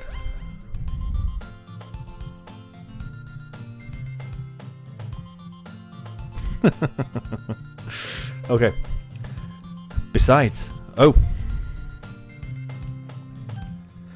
You should only buy what you can reasonably afford. And frankly, after pulling a mischievous little stunt like that, your suffering is fair enough retribution. Ah, I didn't mean it like that. I got too absorbed in my book. I really like it when you speak your mind, Yuri. It doesn't happen much, but it's fun. It's a fun side of you. There's no way you could think that. You were right though. I did something bad, and now I have to accept the retribution. That still coming from you, Sayori. I guess there's a little devil inside all of us, isn't there? Don't let her fool you. Sayori knows exactly what she's doing. After all, she told you guys she was bringing me to the club before she even told me. But you wouldn't have come if it weren't for the cupcakes. So I had to trick Natsuki into making them. Come on, give me more credit than that, Sayori. Out of nowhere, something smacks Sayori in the face and tumbles onto the desk. Gah! Ow! What was... a cookie? Sure enough, it was a gigantic cookie wrapped in plastic. Sayori glances around. Is it a miracle? It's because I paid my restitution? Retribution. Actually, that one almost worked. I was just going to give it to you, but then I heard you blab about the cupcakes. It was totally worth seeing your reaction though. Natsuki, that's so nice of you. I'm so happy. Sayori hugs the cookie. Jeez, just eat it. Sayori rapidly tears open the wrapper and takes a big bite. So good. Sayori suddenly clasps her hand over her mouth. I bit my tongue. You're going through a lot over just one cookie. Natsuki takes a bite of her own cookie. Ah, yours looks really good too, Natsuki. Can I try it? Jeez, beggars can't be choosers. But yours is chocolate. Yeah, why do you think I gave you that one? Fine. I'm still really happy you shared this one with me. Sayori gets out of her seat and goes behind Natsuki and wraps her arms around her. Ah, jeez. I get it. Cookie is still in hand. Natsuki reaches up to nudge Sayori off her. Sayori suddenly leans down and takes a bite out of Natsuki's cookie. Hey, did you seriously just do that? Mouthful, Sayori trots away to safety. Yuri and I laugh as well. Geez, you're such a kid sometimes. Monica, can you tell Sayori... Natsuki glances around. Monica isn't in the classroom. Where's Monica anyway? Good question. Have any of you heard anything about her being late today? Not me. Yeah, I haven't either. That's a bit unusual. I hope she's okay. Of course she's okay. She probably just had something to do today. She's pretty popular after all. You don't think she has a... I wouldn't be surprised. She's probably more desirable than all of us combined. That's true. Excuse me. Suddenly the door swings open. Sorry, I'm super sorry. Ah, there you are. I didn't mean to be late. I hope you guys weren't worried or anything. Monica chose the club over her boyfriend after all. You're so strong-willed. But boyfriend? What on earth are you guys talking about? Monica quizzically glances at me. Never mind that. What held you anyway? Well, my last period today was study hall. To be honest, I just kind of lost track of time. That makes no sense though. You would have heard the bell ring at least. I must not have heard it this time since I was practicing piano. Piano? I wasn't aware you played music as well, Monica. I don't really. I just kind of started recently. I've always wanted to learn piano. That's so cool. You should play something for us, Monica. Monica looks at me. Maybe once I get a little bit better I will. Yay! That sounds cool. I'd also look forward to it. Is that so? In that case, I won't let you down, Johnny. Monica smiles sweetly. I didn't mean any pressure or anything like that. Don't worry, I've been practicing a whole lot recently. I'd really love the chance to share it once I'm ready. I see. In that case, best of luck. Thanks. So didn't miss anything, did I? Not really. I chose to leave out Sayori's mischievous escapade. I'm sure Natsuki will end up complaining to her anyway. It looks like everyone has already settled down. Sayori somehow already finished her entire cookie. Yuri is back to her book and Natsuki disappeared into the closet. Hey Yuri! I suddenly noticed that Yuri is reading a different book from the one we've been reading together. Sorry, I didn't mean to interrupt. No. I was kind of just waiting for you. If that's the case, why don't we go ahead and get started? Yes, let's. Actually, I have a request. Do you mind if I make some tea first? Not at all. Thanks very much. If there's one thing that can make my reading time here any better, it's a nice cup of tea. Not to mention for yourself as well. Yuri stands up and makes her way to the closet. I follow and watch as she retrieves a small water pitcher from the shelf, the kind of with a filter inside. Can you hold on to this for a second? Sure.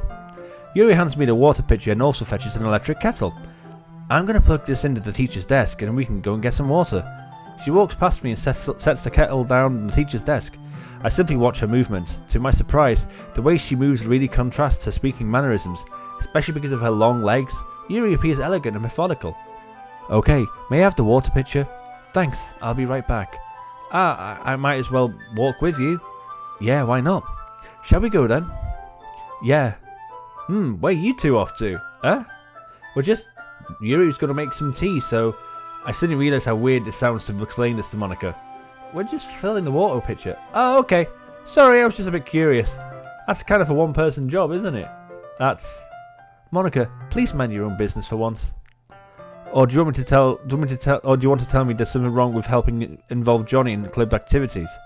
My mouth gapes. I suppose there's nothing wrong with that. Then let's go, Johnny. Yuri quickly exits the room and I follow. Once in the hallway, she suddenly puts her forehead against the wall. I spoke without thinking. How could I say something like that? There's much less latency now. Do you mean on the game? For a second I thought you were saying I was having lag problems. Yuri, I just... Something about the way she said that. It made me feel so irritated. What's wrong with me? No, Yuri. I think you did the right thing. I wasn't expecting it, but it's also not right of Monica to judge people like that. Johnny, how come even when I do something bad, you're being nice to me? Because nothing that you do is as bad as you make it seem in your head. Nobody's perfect. We have emotions, we can't hide them away. But you always amplify things in your head. Your mind turns a light rain shower into a hurricane. No. Wouldn't you hate me for some things as terrible as that? Why would I hate you? I can't hate someone for having emotions. What kind of friend would do that? Friend, you say? Yuri lifts her head. Johnny, I really like being friends with you. Thanks, Yuri. I like being friends with you too. I feel kind of awkward saying something like that, but I'm doing my best to help Yuri feel better. Anyway, yeah. Shall we go? Yeah. Yuri and I walk to the nearest water fountain. Once we fill up the water pitcher, we return to the classroom. Johnny, what did I say? Uh-oh. Oh, I get conscious when you say stuff like that. Stop it. Johnny, do you like oolong tea? Yeah. Anything is fine. Very well. Yuri sets the temperature on the kettle to 200 degrees. Now it's time to get the teapot. You really do this properly, don't you? Of course. I shouldn't do any less when I'm making tea for others. Hey, Beelzebul, how are you doing, my dude? Hope you're doing okay. Welcome to the Doki Doki Literature Club. It's a very, very different experience. I can promise you that. I hope you're enjoying. Hope life is good, my dude.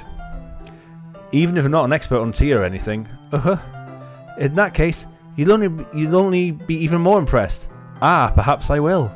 Yuri fetches the teapot and begins measuring the tea leaves. To my surprise, she even starts humming a little to herself. You must be in a good mood right now. Is that so? I was letting it show, and you noticed. I was doing a bit of thinking, and I decided that I would try expressing myself a little bit more. It turns out it's not very hard for me to do, when it's you who's around anyway. That's great, Yuri. Just don't push yourself too much. You're always worrying about me, Johnny. It's very endearing. Yuri wasn't kidding. I don't even know if I can keep up with this. I watched Yuri pour a cup of tea for each of us. Johnny, I have another request. Do you mind if we sit on the floor today?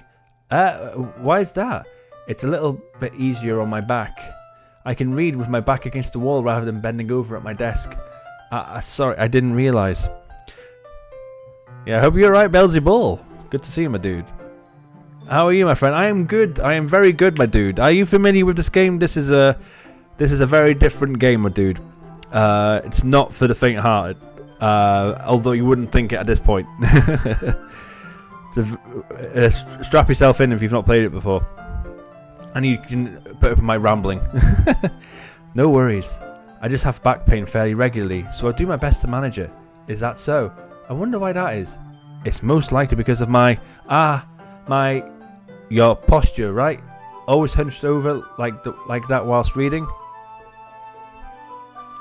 Yes, Lingbean. Yes, she did blow her back out. Yeah.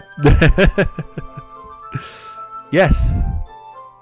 I'm good, enjoying John's rating of this game. I hope it's okay. I'm doing my best. Yes, I have terrible reading posture, so that's why we should sit on the floor. Fair enough. I'll go ahead and get the book. I retrieved a book from my bag, and I have some chocolate as well.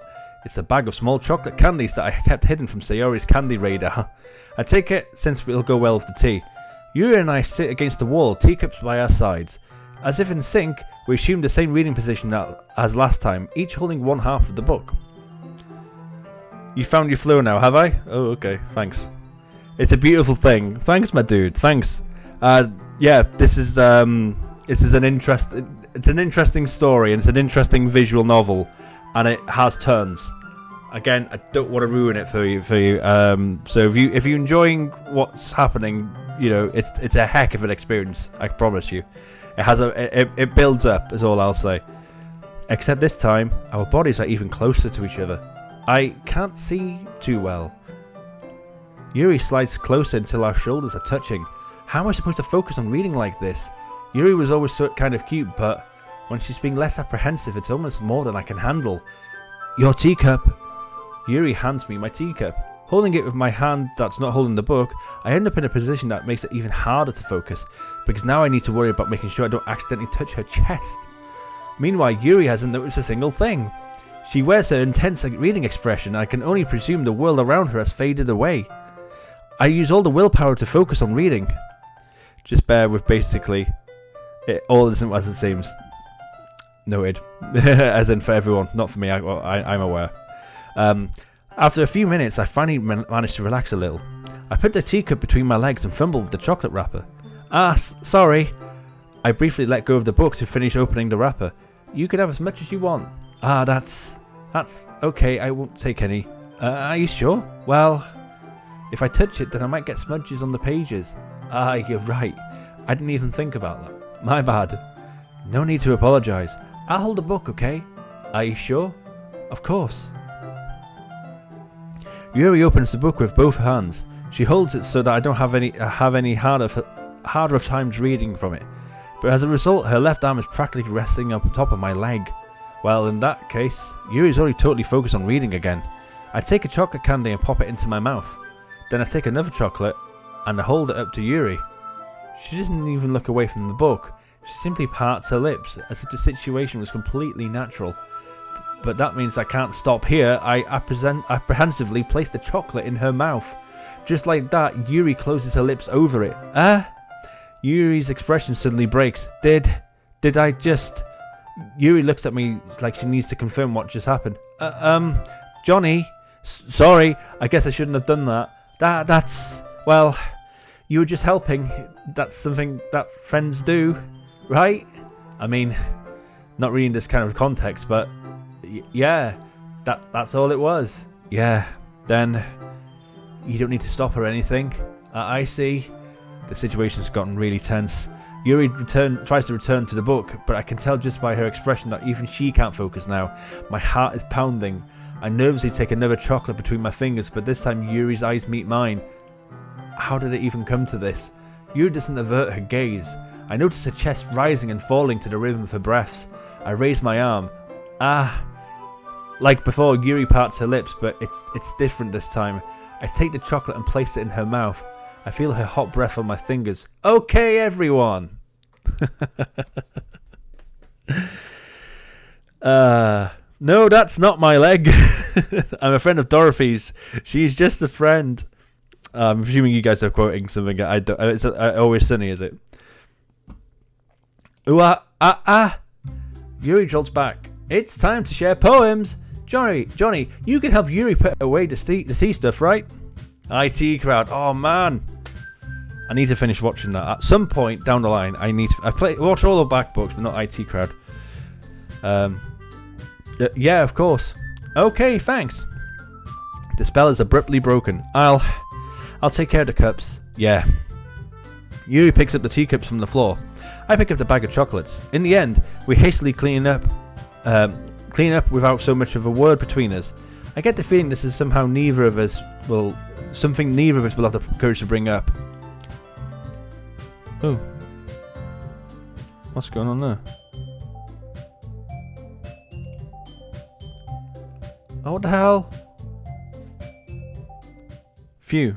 I was going to say, I thought I'd lost the game then. I'm just going to do it as a save.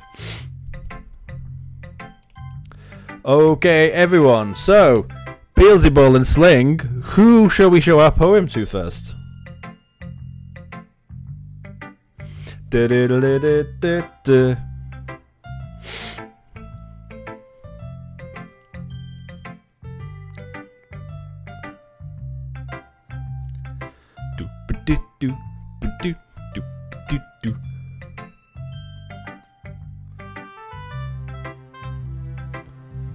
Who are we going with, guys? I chose Yuri last time. So, are you going to choose Yuri again? Or are we going to choose someone else?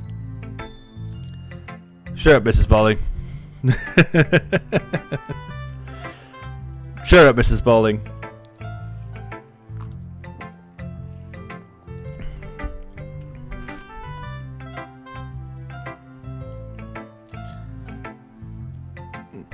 Who are we going with? Well, if no one else is going to, I will say Yuri. No problems, Ling. Let's see what you've written for today. Yuri stares at the poem with a surprised expression on her face. Do you like it? Johnny, this one might be even better than yesterday's. How did you even pick this up? How did you even pick up on this so quickly? Just yesterday, I was telling you the kind of techniques worth practicing. Maybe that's why you did a good job of explaining. I really wanted to give it more imagery. Yuri visibly swallows. Even her hands appear sweaty. I'm not used to this. Used to what? I don't know. It's fine, take your time. Yuri breathes and collects her thoughts. I know that Yuri likes to think before she speaks, so I offered that patience to her. Oh. There you go. Gay, the gay musical. Yes, that's quite gay. Yeah. I know, poor. You're being bullied today, aren't you, Sling? Sorry about that. Yeah, just being appreciated like this, I guess. It probably sounds really stupid, but seeing someone motivated by my writing just makes me really happy. Are you saying you've never shared your writing before? Yuri nods. Really? I don't believe it. I really only write for myself. And besides, people will just laugh at me. Do you really think that? Again, Yuri nods. Huh. Even your close friends? Yuri doesn't respond to that. I wonder why. Anyway, do you want to share your poem you wrote today? Yeah, I do. If it's with you. The raccoon. It happened in the dead of night. It happened in the dead of night while I was slicing bread for a guilty snack. My attention was caught by the scattering of a raccoon outside my window. That was, I believe, the first time I had noticed my strange tendencies as an inordinary human. I gave the raccoon a piece of bread, my subconscious well aware of the consequences. Well aware that a raccoon that is fed will always come back for more. The enticing beauty of my cutting knife was the symptom. The bread, my hungry curiosity. The raccoon, an urge. The moon increments its phase and reflects that much more light off my cutting knife. The very same light that glistens in the eyes of my raccoon friend. I slice the bread, fresh and soft. The raccoon becomes excited. Or perhaps I'm merely projecting my emotions onto the newly satisfied animal. The raccoon has taken to following me. You can say that we've gotten quite used to each other. The raccoon becomes hungry more and more frequently, so my bread is always handy. Every time I brandish my cutting knife, the raccoon shows me its excitement. A rush of blood. Classic Pavlovian conditioning. I slice the bread and I feed myself again. Probably because you're talking absolute filth, mate. Not bread again. There was a lot of bread in that, wasn't there? Not bread talk. I was a little more daring with this one than yesterday's. I can see that. It's a lot more metaphorical. I don't know if it's my fault, but I can't begin to imagine what this poem is about. That's right. It's a bit closer to my preferred writing style, using the poem as a canvas to express vivid imagery and conveying emotions through them. Yeah, if I take it as face value, then I can't even figure out what it's supposed to mean. Well, I think it's something that different people can relate to in their own way. I wanted to express that way it feels for me to indulge in more unusual hobbies. It's those sort of things I'm usually forced to keep to myself, so I sometimes enjoy writing about them. Why do you keep them to yourself? Because they're embarrassing, and people would make fun of me. Don't you have anything like that, Johnny? Well, yeah, I guess I do. I feel like everyone has a little something like that. The best we can do is to respect each other and our individualities. Even if it's a little difficult sometimes and some things make us uncomfortable. After all, if I hadn't learned to embrace my own weirdness, I would probably hate myself. I might be ranting a little bit now, but I'm glad you're a good listener. You're good at a lot of things. Writing, listening. There really aren't many people like you, Johnny. That's exaggerating a little bit. It's just how I feel. I never thought I feel so comfortable sharing my writing, but now I always feel like I look forward to it. It's just a really nice feeling, and you're to thank for that. It's nothing really. Yuri smiled sincerely at me. For just a moment, her timidness seems to disappear. Right. I'm going to ask for Sling to choose this next one. Or for Beelzebul if he's still around. Mr. Spaulding, you can choose 3 and 4.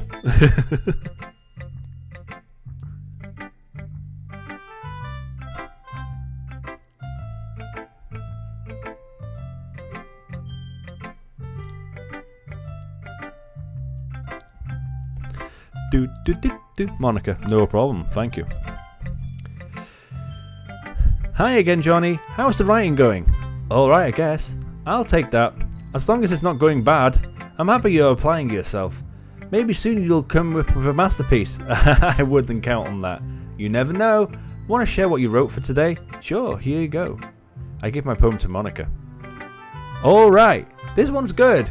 It feels like you're not only getting more comfortable with your style, but the imagery is better than the last one I read.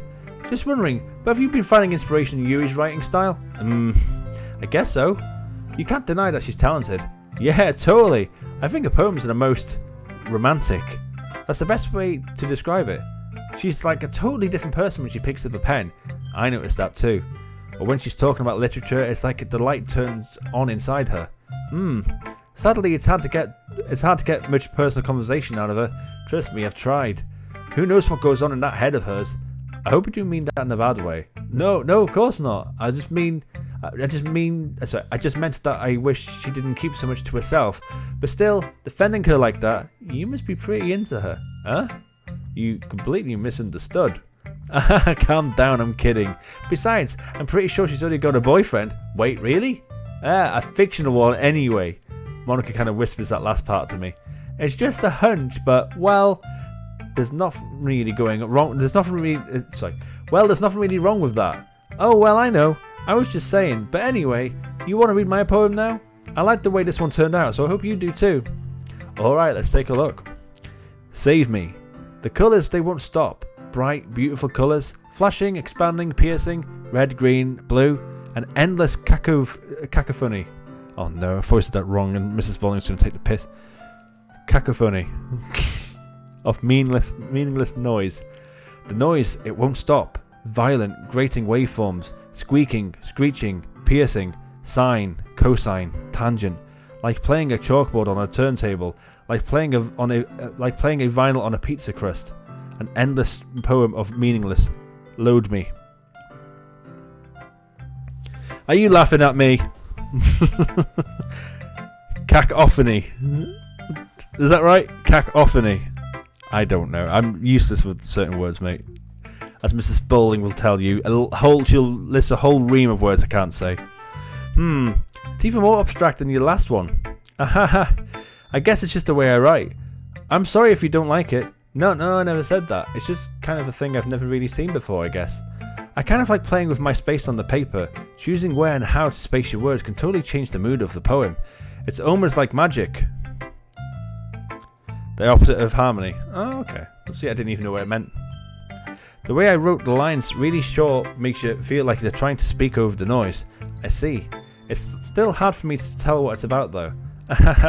Sometimes asking what a poem is about isn't the right question. A poem can be as abstract as a physical expression of a feeling, or a conversation with the reader, so putting it that way, not every poem is about something.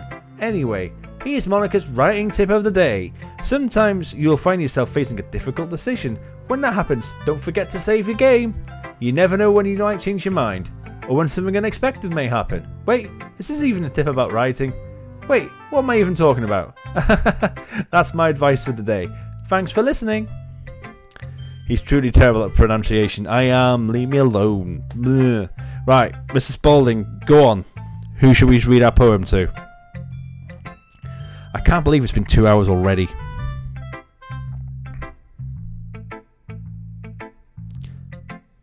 Beery.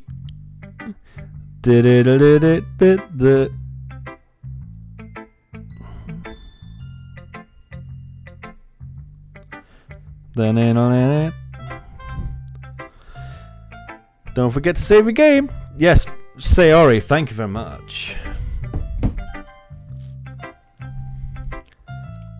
Ooh, I like this one, Johnny.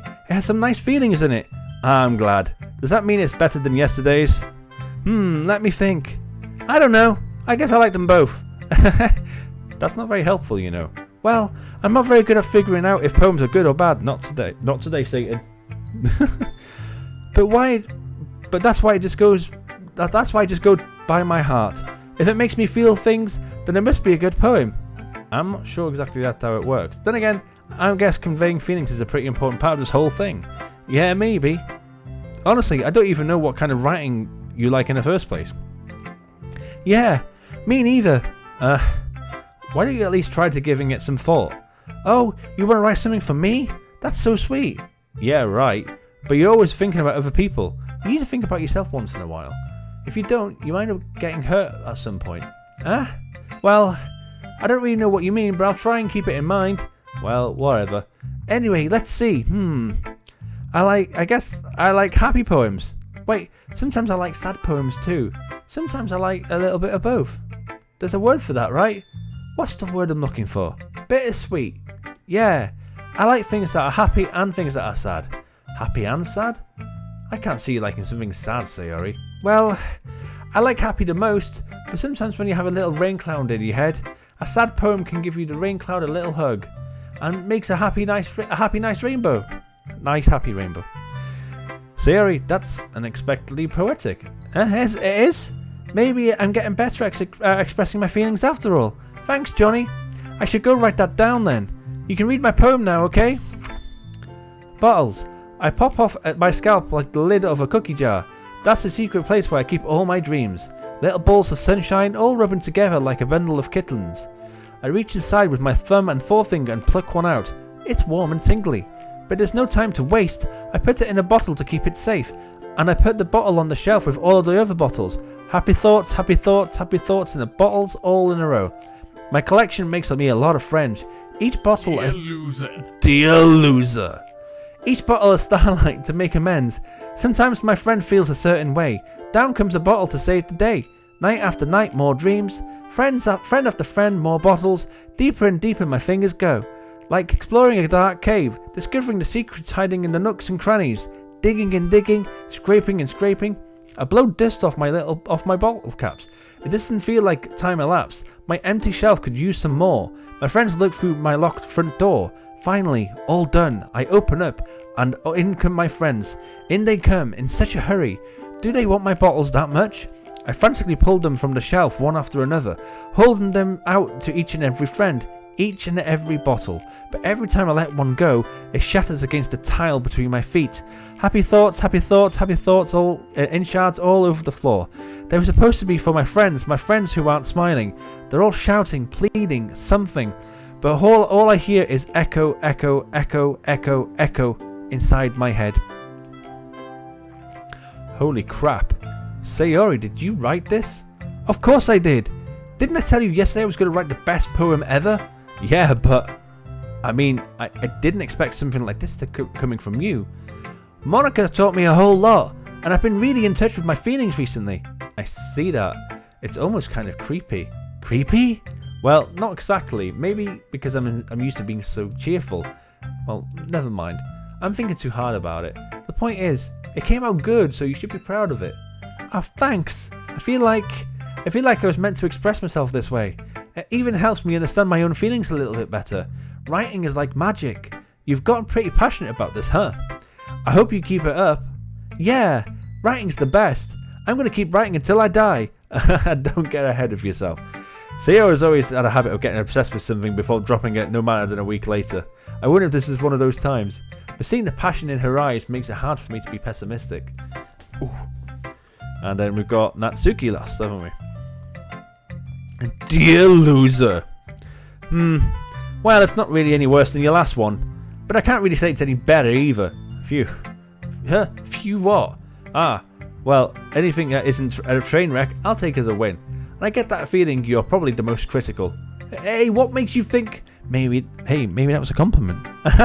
Glad to see someone recognizing my experience. Well then, keep practicing and maybe you'll be good as me one day. That's, Someone tells me Natsuki completely missed the point. Come to think of it, this kind of reminds me of Sayori's poem from yesterday. Huh? You think so? Yeah. Well, I guess if you've been friends with her for so long, you might be on the same wavelength. But you never really struck me as her type. Sayori has a type all of a sudden? Well, I don't know, but honestly, how could someone so, fluffy spend so much time with someone like you? It's not like she's dragging around, it's like she's dragging around dead weight. That was a little unnecessary, but think of it this way. If it weren't for me, she probably would be just fly away like letting go of a balloon. You could say that we take care of each other in our own way. Whatever it is, I don't get it. Oh yeah, I guess I'm supposed to show you my poem. Here. Stop bombing me. Amy likes spiders. You know what I heard about Amy? Amy likes spiders. Icky, wriggly, hairy, ugly spiders. That's why I'm not friends with her. Amy has a cute singing voice. I heard her singing my favourite love song. Every time she sang the chorus, my heart would pound to the rhythm of the words. But she likes spiders. That's why I'm not friends with her. One time, I hurt my leg really bad. Amy helped me up and took me to the nurse. I tried not to let her touch me. She likes spiders, so her hands are probably gross. That's why I'm not friends with her. Amy has lots of friends. I always see her talking to people. She probably talks about spiders. What if her friends talk about spiders too? That's why I'm not friends with her. It doesn't matter if she has other hobbies. It doesn't matter if she keeps it private. It doesn't matter if she doesn't hurt anyone. It's gross. She's gross. The world is better off without spider lovers, and I'm going to tell everyone. Not bad, right? It's quite a bit longer than yesterday's. Yesterday's was way too short. I was just warming up. I hope you didn't think it was the best I could do. No, of course not. Anyway, the message is pretty straightforward in this poem. I doubt I have to explain it. Something you can explain complicated issues with simpler analogies, and it helps people realize how stupid they're being. Like, anyone would agree that the subject of this poem is an ignorant jerk. Do you know people like that? Of course. It's about how everyone thinks that doesn't matter. It can be about anything. I wrote it to be easy to relate to. Everyone has some kind of weird hobby or a guilty pleasure, something that you're afraid if people find out, they'd make fun of you or think less of you. But that just makes people stupid. Who cares what someone likes as long as they're not hurting anyone and it makes them happy? I think people really need to learn to respect others for liking weird things. That's funny. Yuri wrote about something similar today. Huh? Did you say Yuri? Yeah. She said her poem was about an unusual hobby of hers. I didn't really get it, but she said something similar to you. That people shouldn't make each other feel insecure about those things. Really? Well, I mean, Yuri's pretty weird, so I wouldn't doubt she has some weird hobbies. Not that there's anything wrong with that. It's not like I would judge her or anything. Natsuki has trouble finding words. I guess I should not try to be so mean to her. If she feels insecure about her weird behaviours and stuff. I mean, I always hate people who make me feel insecure. And Yuri made me feel insecure yesterday, but the way you put it, it sounds like she's learned her lesson. Well, I'd say so. Even her writing style is really different. I'm sure she'll appreciate the message in your poem. It's what I do best after all. I don't like writing unless there's a good message to take away from it. Like conveying emotions is important, but I want to make people think, not just feel. Remember that. I'm going to write a good one for tomorrow too, so look forward to it. I'm off to stream, my dude. I love your narration, dude. Oh, thanks, mate. I'm trying. I am trying. Calm your tits, Natsuki. Have a lovely stream, Beelzebub, my dude. Much love to you. Have a good stream. Okay, everyone. We're all done reading each other's poems, right? I have something extra planned today, so if everyone could come sit at the front of the room. Is this about the festival? Well, sort of. Do we have to do something for the festival? It's not like we can put together anything good in just a few days. We'll end up just embarrassing ourselves instead of getting any new members. That's a concern of mine as well. I don't really do well with last-minute preparations. Don't worry so much. We're going to keep it simple, okay? We won't need so much more than a few decorations. Sayori's been working on posters. I've designed some pamphlets we can give out during the event. Okay, that's great and all, but that doesn't tell us what we're actually going to be doing for the event. Sorry. I thought you heard about it yesterday. We're going to be performing. Performing? Monica. Yeah, we're going to be having a poetry performance. Each of us are going to choose a poem to recite during the event. But the cool part is, we're also going to let anyone else come up and recite poems too. Sayori's putting it all on the posters in case anyone wants to prepare ahead of time. Sayori, who's been colouring a poster, holds it up for us to see. Are you kidding me, Monica? You didn't already start putting those posters up, did you? Well, I did. Do you really think it's that bad an idea? Well, no, it's not a bad idea, but I didn't sign up for this, you know? There's no way I'm going to be performing in front of a group of people like that. I agree with Natsuki. I could never, in my life, do something like that. Imagining it, Yuri shakes her head in fear. Guys! No, Sayori, I understand where they're coming from. Remember that Natsuki and Yuri have never shared their poems with anyone until just a couple of days ago. It's a lot to ask them to recite their poems out loud while a whole room of people, for a whole room of people. I guess I kind of overlooked that, so I'm sorry. But I still think we should give it our best. We're the only ones responsible for the fate of this club. If we start the event and put on a good performance, they'll inspire others to do the same. And the more people who perform, the better we'll be able to show everyone what literature is about. Yeah, it's about expressing your feelings, being intimate with yourself, finding new horizons, and having fun. That's right. And if those reasons that we're on this club today, don't you want to share that with others? To inspire them to find the same feelings that brought you here in the first place? I know you do. I know we all do. And if all it takes is standing in front of the room for 2 minutes and reciting a poem, then I know you can do it. Natsuki and Yuri remain silent. Sayori looks worried. I guess that leaves me no choice.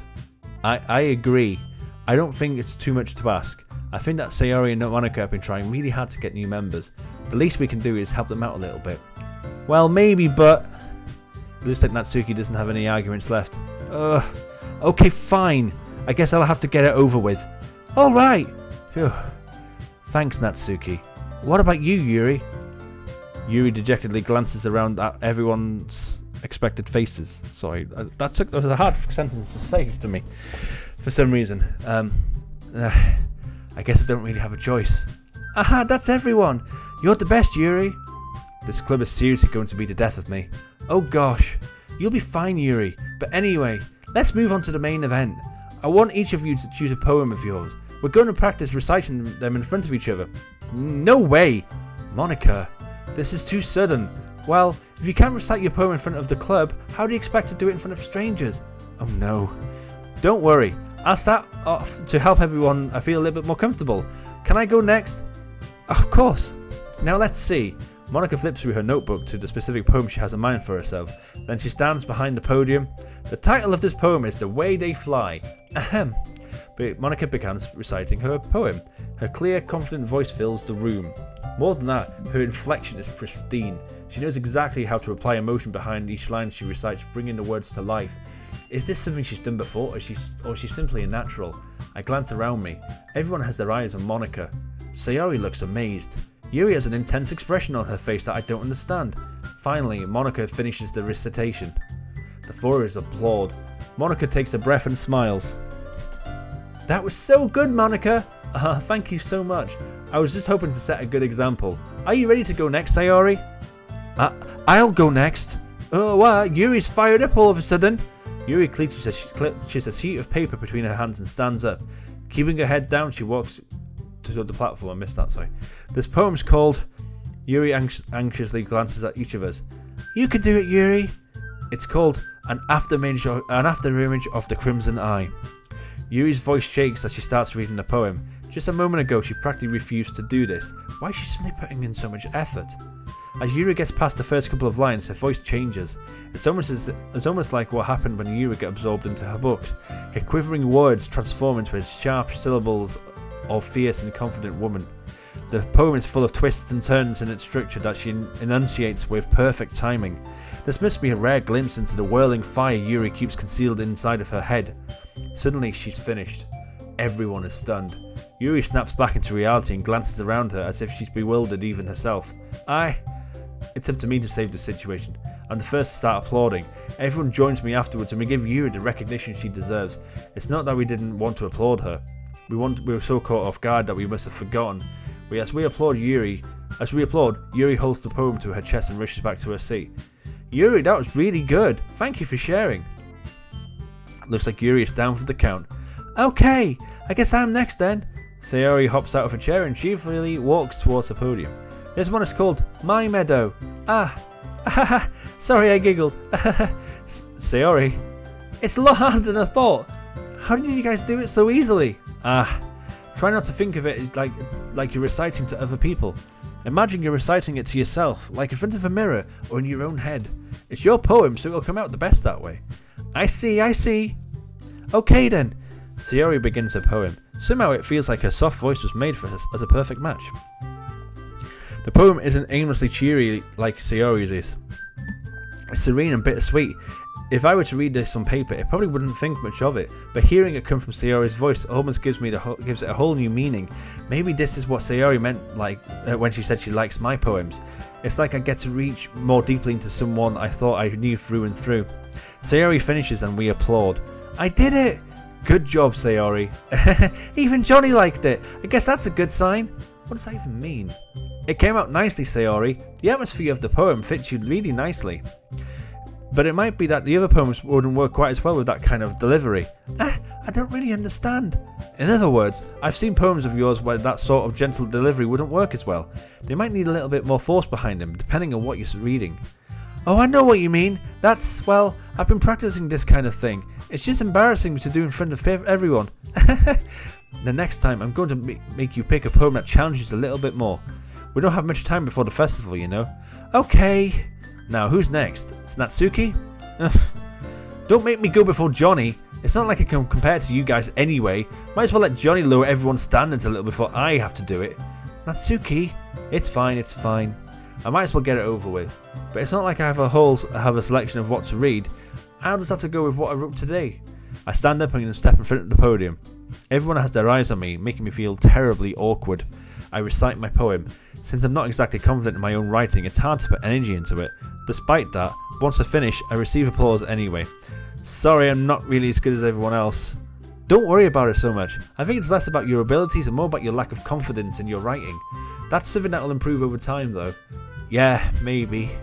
Alright then, that just leaves you, Natsuki. Yeah, I'm going. Natsuki begrudgingly gets out of her seat and makes her way to the podium. The poem is called... Why are you all looking at me? Because you're presenting. Anyway, the poem is called Jump. Natsuki takes a breath. Once she starts reciting the poem, her sour attitude disappears a little. While she's still a little...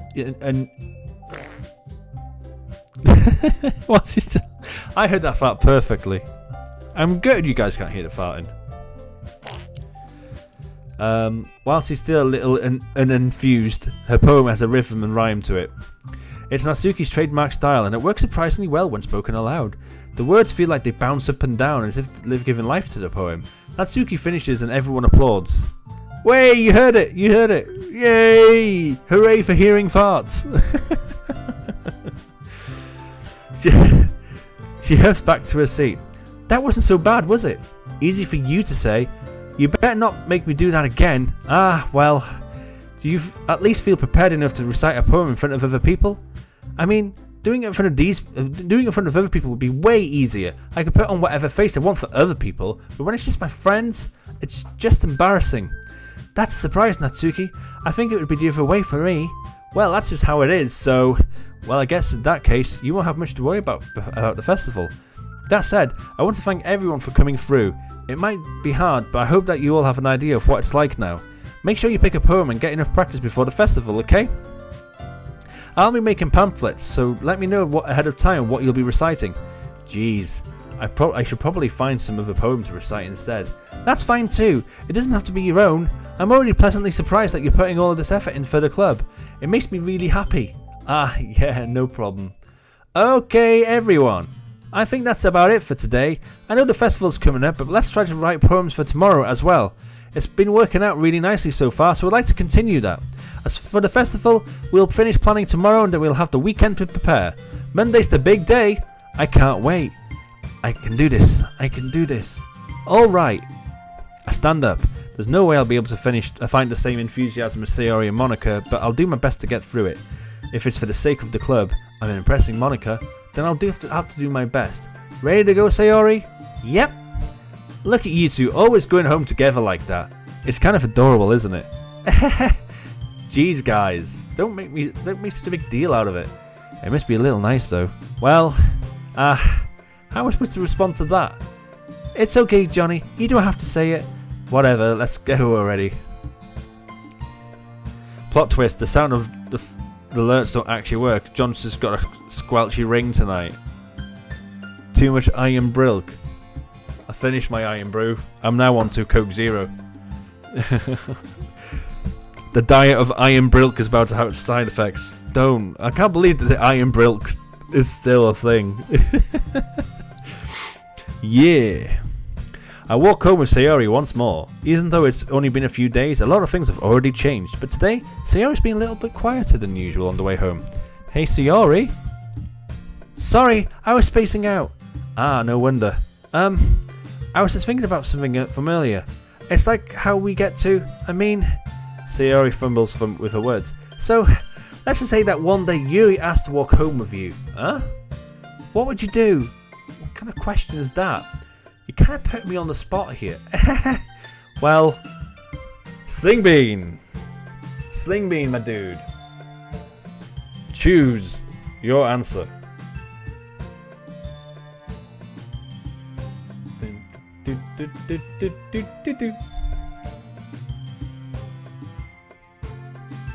I can actually make the fart noises. I'm going to disconnect stream avatars for a minute. I'm going to make the fart noises louder. I think I can.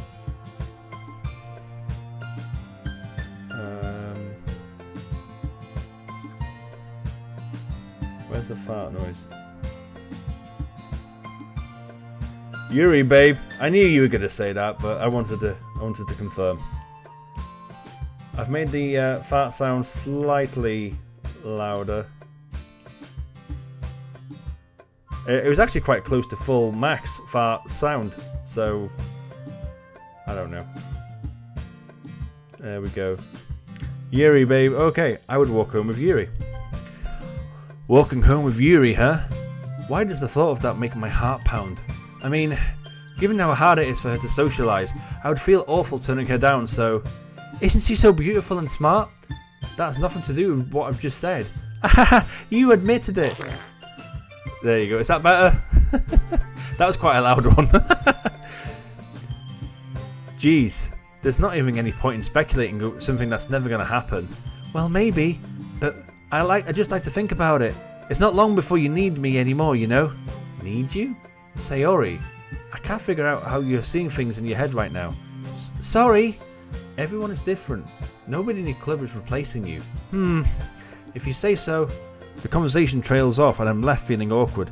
But it was kind of her fault for trapping me in with such a weird question. I can't just lie to her. But if there's something that makes her happy, I would hate to take that away from her. That's why I said there's no point in speculating. Then again, the festival's only a few days away. Who knows what will happen in that time? Isn't she so beautiful and smart? Okay, everyone, let us do some more poemy stuff. Sling Bean, my dude. And anyone else that's in chat that wants to take part that has not played this game before, Mrs. Spaulding, can we choose some words, please? I think it is just Sling Bean that's taking part, but anyone else is welcome if they're in the chat and they want to take part. Who else is lurking? Pants is lurking. I think Pants is working, isn't he? But, you know, if Pants is available to take part, he's welcome.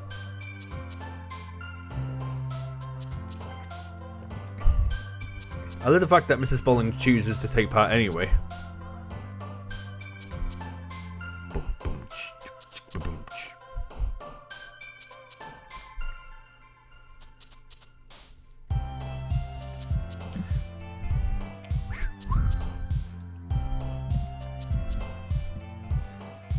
Fester. Whoop whoop. Boom, boom. Let's make it a really grimy one. Go for it. This is grimy. Horror. Horror. Lots of horror.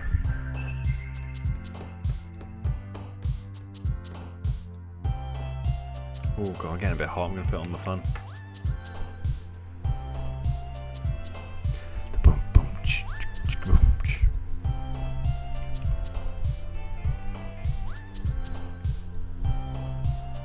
Universe.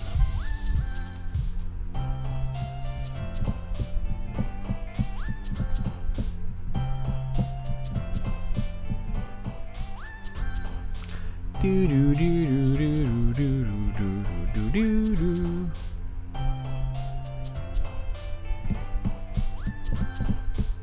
Agonizing.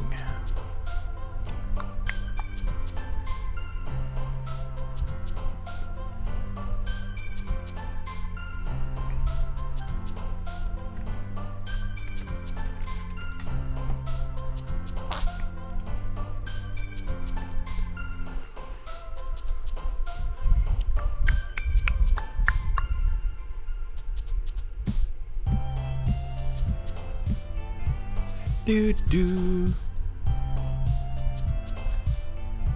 Throw in some arse cheeks.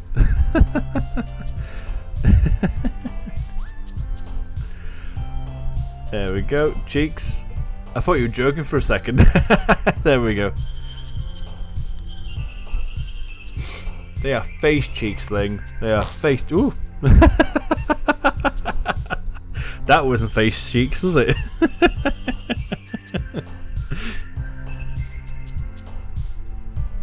Graveyard. Oh, it's you. Empty. Do do do do.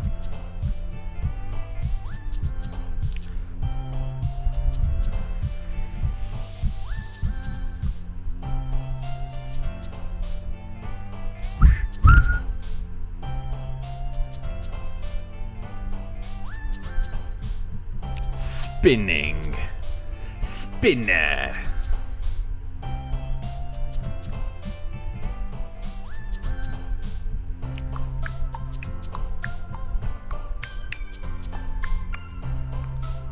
Do do do do do do.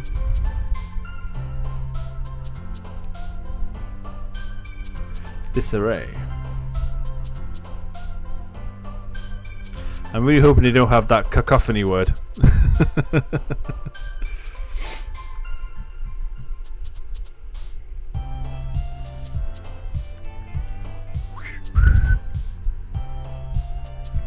An ending. Do do do do do do do do do do.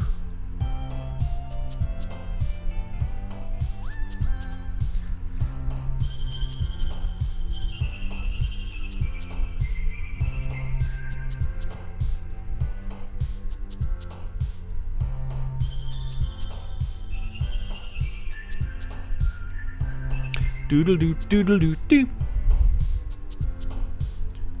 Boop.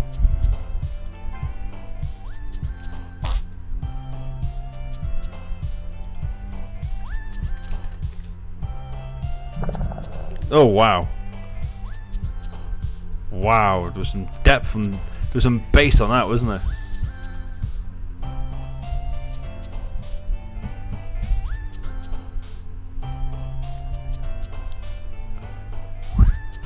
Oof. Oof's not a word.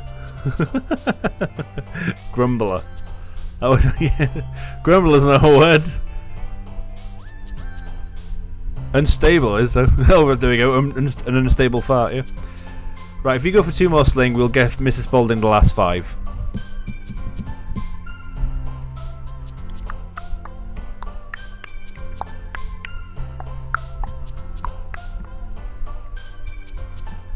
Boom, boom, boom. Parfait. Hey! Go on, Mrs. Spaulding. Choose the fart emoji to go with the parfait. Parfait.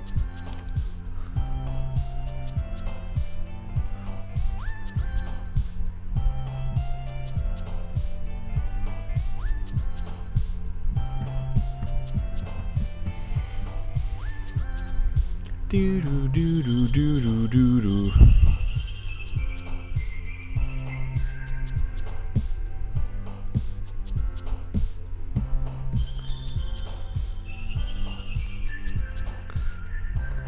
Doodle doo.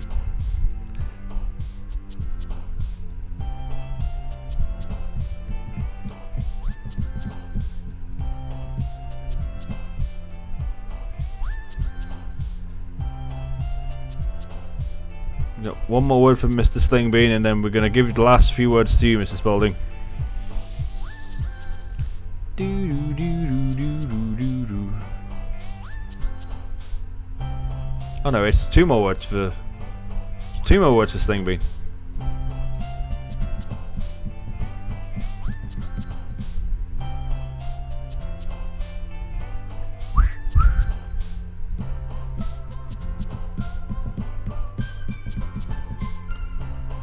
No, you got 2 more, and then we'll get the last 5. Just 1 more, and then we'll give the last 5 to Miss Spaulding. She ain't married. Why are all these women married? Sorry.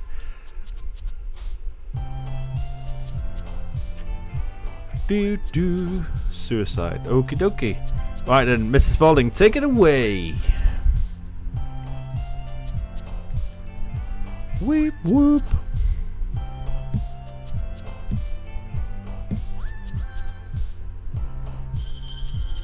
Doodle doo doo doo doo doo doo doo doo. Oh, ooh, sorry, that came out of nowhere.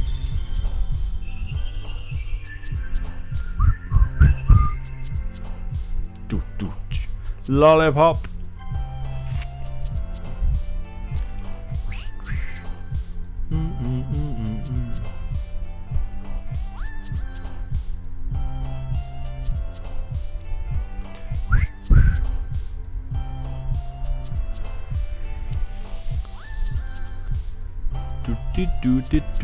Do.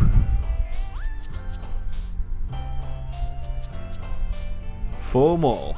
Pink. Alright, 2 more.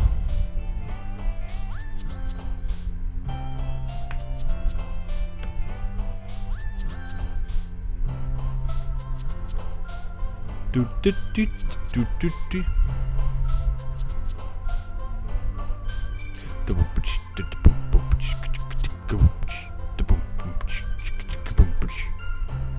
Sorry, I don't know if you like my beatboxing. My terrible beatboxing.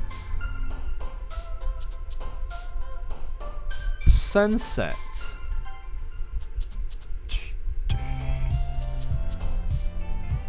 Weep whoop. Weep whoop.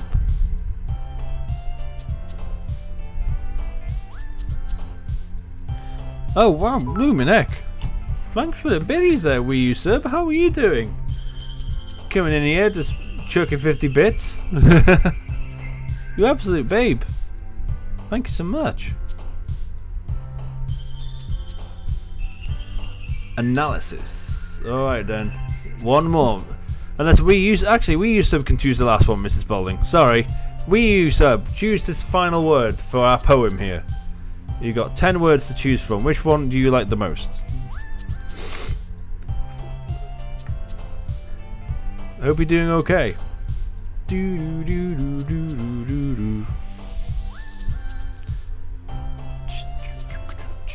Ooh, you're playing Hollow Knight. Ooh, good game. I did enjoy that. Didn't finish it. Yeah, I did enjoy playing it. Give us your favourite of these 10 words, will you, sub? The honour. Massacre. What a word. Are you familiar with Doki Doki Literature Club? Welcome on in. Oh man, I'm the last one here again. Don't worry, I just walked in too. Were you practicing the piano again? Yeah. You must have a lot of determination. Starting this club and now picking up piano? Well, maybe not determination, but I guess passion. Remember that the club wouldn't be here if it wasn't for all of you. And I'm super happy you're all willing to help out for the festival too. I'm doing good, thank you. Hope you and the chat are doing well. Yeah, we're playing this game. This is Doki Doki Literature Club. I don't know if you're familiar with it, but if you are, no spoilers. And if you're not, it's a very, very different type of game. And there is an underbelly to it. That's all I will say. I don't want to give away any spoilers. I finished the game a couple of days ago. Absolutely loved it. So you know. Well, our good friend Sling Bean doesn't know what's going on, so we'll just keep very stum about that. I just thought, since I've been wrecked by the auto mod, when the bots come back, can you copy and paste their message into the auto? Yes, I can. Sorry, Slinger. Sometimes it comes up automatically, and sometimes it doesn't. My apologies. Yes, I will do that. Yeah, so no spoilers for anyone that's watching this for the first time. But I'm glad you enjoyed it, Wii U sub. I love this game. It's excellent. I can't wait for the festival. It's gonna be great. Huh? Were you complaining just yesterday, Natsuki? Well, yeah. I'm not talking about our part in the festival, but the whole day of school where we get to play and eat all kinds of delicious food. You sound a bit like Sayori all of a sudden. Monica, do they have fried squid? Squid? That's a pretty specific thing to look forward to. Oh, come on. Are you saying you don't like squid? You of all people? Huh? I didn't say I don't like it. Besides, what do you mean you of all people? Because it's right in your name. Monica. Huh? That's not how you say my name at all. Also, that joke makes no sense in translation. Never mind. Let's just focus on our own event for now, okay? Fine. Your reactions aren't as fun as Yuri or Sayori's anyway. Excuse me? Where's Sayori anyway? Oh, there you are. Sayori is sitting at a desk in a corner of the room looking down at nothing. I walk over to her. Hey, Sayori. I wave my hand in front of her face. You can't see me, John Cena! Sorry. Moving on. You're spacing out again. Sorry. Don't mind me. You can go talk to everyone else. Huh? Is everything alright? Of course. Why wouldn't it be? It just feels you're a little off. Sorry for assuming things. Jeez, you worry too much about me. I'm fine, see? Sayori shows me a big smile. Don't let me distract you from having fun with everyone. Well, alright, if you say so. I worriedly glance at Sayori before turning around to everyone else. But the conversation is already dispersed with everyone back to their usual activities. Maybe I should ask Monica if she's noticed anything about Sayori recently. Since they're preparing for the festival, they must be spending a lot of time together. I timidly approach Monica, who's shuffling through some papers on her desk. Johnny, what's up? Hey, this might sound a little strange, but have you noticed something up with... God. Sorry. Anyway. Have you noticed anything up with Sayori recently? Anything up with her? In what way do you mean? Maybe I'm reading a little into it too much, but she seems to be downcast today. Oh, you think so? I can't say I've noticed anything about her. Monica peers across the room to Sayori, who idly dragging a rubber eraser up and down her desk. Maybe there's something on her mind. But I'm surprised I'm not the one asking you, Johnny. You certainly know her a lot better than I do. Yeah, but she's never really like this. She's always talked to me about things that bothered her, but this time when I asked her, she was really dismissive. Sorry, I know it's not your problem. I just wanted to ask if you knew anything, so I'll drop it now. No, it's important to me too. I mean, I'm also friends with her. And I also care about the well-being of my club members, you know. That was a particularly good one, for God's sakes. Y'all got problems down below. Maybe I'll try talking to her myself. Are you sure about that? She seemed like she wanted to be left alone. Are you sure? Maybe she just had a hard time bringing it up with a person of interest. A person of interest? What do you mean by that? I'm saying that maybe the thing on her mind is you, Johnny. Me? How on earth would you come to that conclusion? Well, I probably shouldn't say too much, but Sayori talks about you more than anything else, you know? Huh? She's been so much happier since you joined the club. It's like an extra light was turned on inside of her. What? No way. Sayori is always like that. She's always been full of sunshine. It's not any different now than it has always been. You're so funny, Johnny. Have you ever thought that maybe you've always seen her as so cheerful? Because that's just how she is when she's around you? Ah, I said too much. I'm sorry. What do I know anyway? I didn't mean to jump to conclusions, so you should probably forget about what I just said. I'll try to talk to her, so try not to think about it for now. Alright. Monica smiles meaningfully. I know she said to forget about it, but I already know that I won't be able to get her words out of my head. Monica stands up from her desk and walks across the room to where Sayori is sitting. I watch her kneel down next to Sayori and gently talk to her, but she's keeping her voice so quiet that I can't hear her from here. I sigh and set myself down. I know Sayori told me not to worry about her and have fun with everyone else, but that's impossible to do when she's behaving like this. Exactly how much do I care about her that I'm letting this weigh down on me so much? Now it feels like I'm the one behaving out of the ordinary, but there's nothing I can do besides wait for Monica. Why does it always feel like I'm being watched? I glance around the room. Suddenly, I notice Yuri peering at me from over her book, but she looks away so quickly with a flustered something. Sorry. I realize she won't get anywhere like this. I never really seen Yuri approach anyone or start a conversation on her own accord, so I have no choice but to approach her myself. By now, it's a little easier for me to do that. I stand up from my desk and sit one next to her own. I didn't mean to bother you or anything.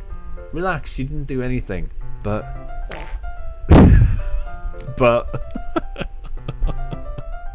For God's sakes. But I could tell that you wanted to be alone with your thoughts. And your farts. Alone with my farts? How are you able to... How are you able to even tell I was thinking like that? Well, it's something I do a lot. It wasn't so hard for me to spot based on your posture and expression.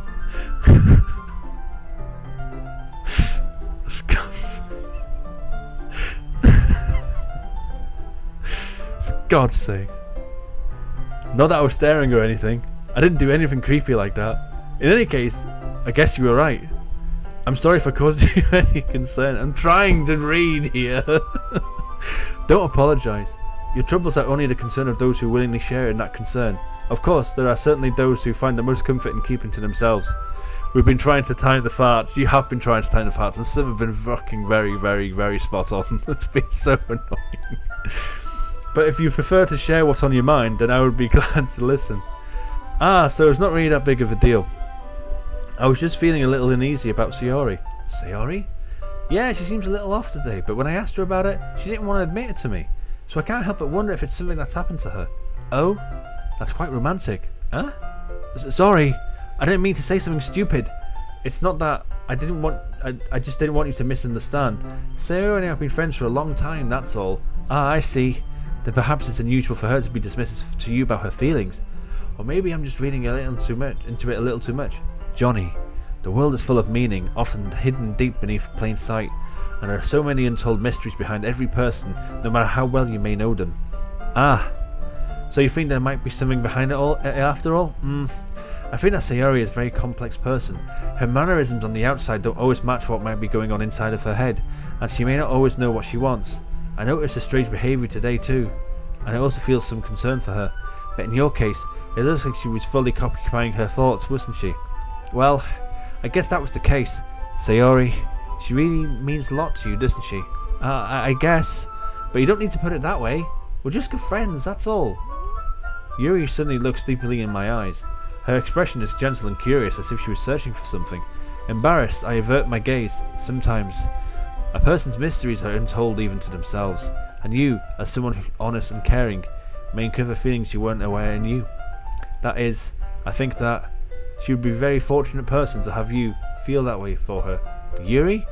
You're giving me too much credit. I'm a pretty simple guy, so I think I'm pretty good at understanding my own feelings. I'm not nearly as sophisticated as you.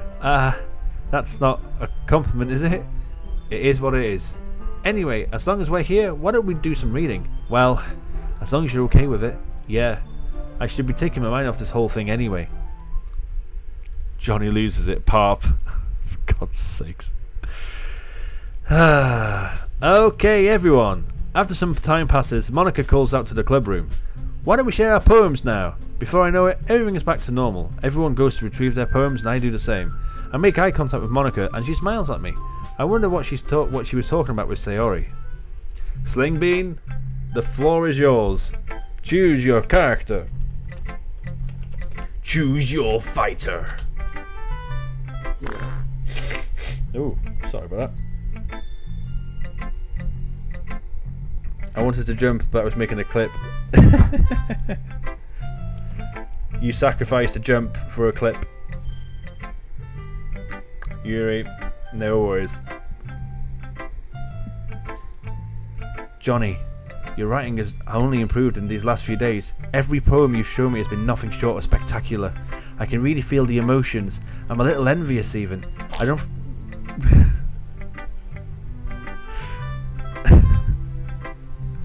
I don't think I ever came to this. I don't think it ever came to me this naturally. Yuri, that's the wrong way to put it. This never did come naturally to me. I've been able to improvise so much thanks to you. You're really the example I was chasing after. Is that so? Yuri gently smiles to herself. This feeling. I'm so glad I got the chance to share my writing. I never thought it would feel like this. I remember you mentioning that yesterday. I can't believe you're so good at something and you've never even shared it with anyone. It's kind of a shame. Maybe, but... It's not like I really have had a choice. What do you mean? Well, Yuri smiles sadly.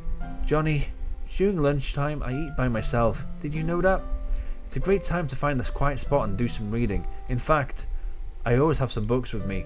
You could say I really enjoy reading. Well, that's one way to put it anyway. But books are so full of amazing and inspiring people. People you want to fall in love with, or people you just know would make a really good friend. Cheerful people who always put a smile on your face, or deep thinkers and problem solvers who discover the mysteries of life. So when you look at it that way, I'm surrounded by friends every day, you know? And those friends don't laugh at me, they don't tease me for spacing out all the time, they don't make fun of my body type, and they don't hate on me for acting like a know-it-all. People say that about you?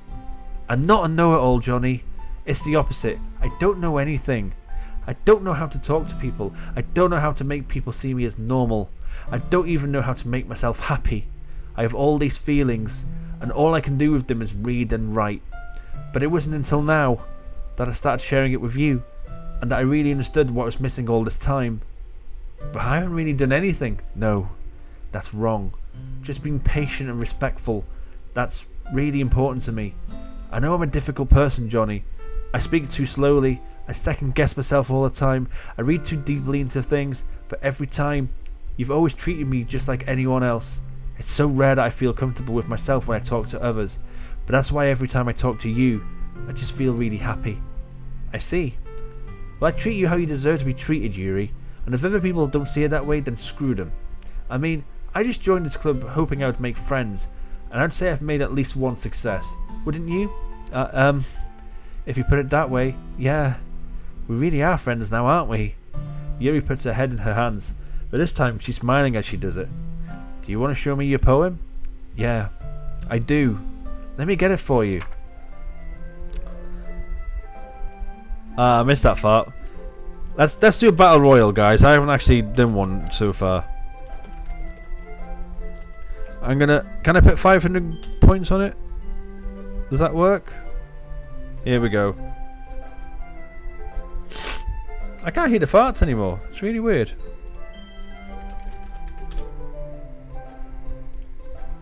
Has farting been disabled?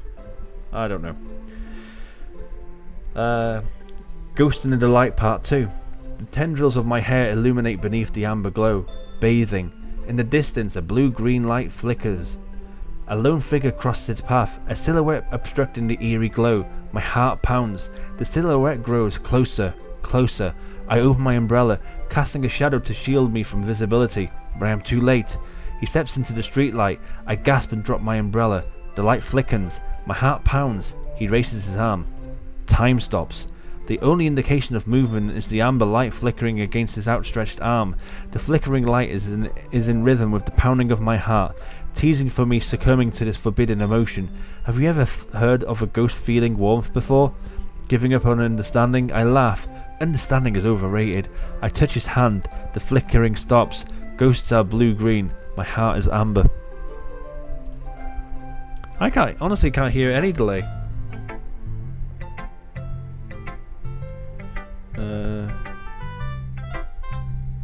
Weird.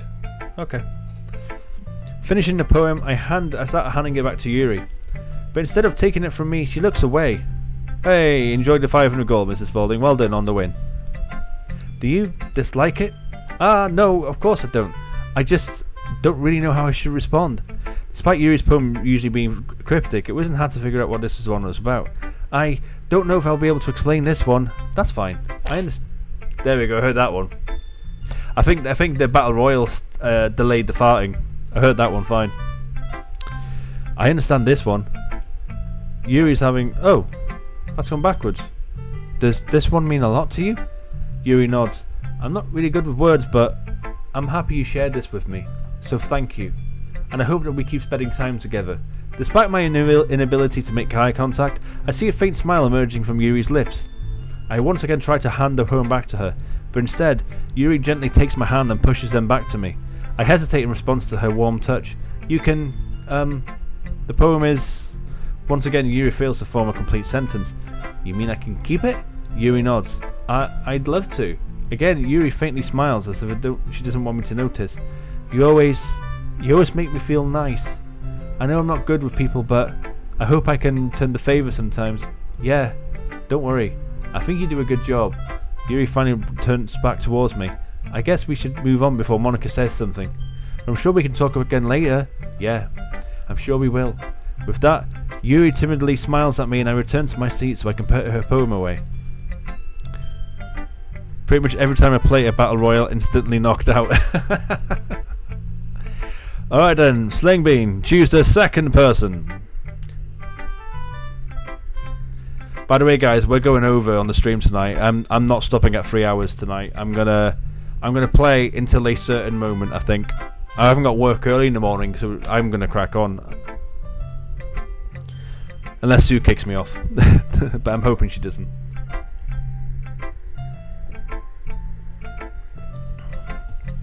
Sayori, thank you very much.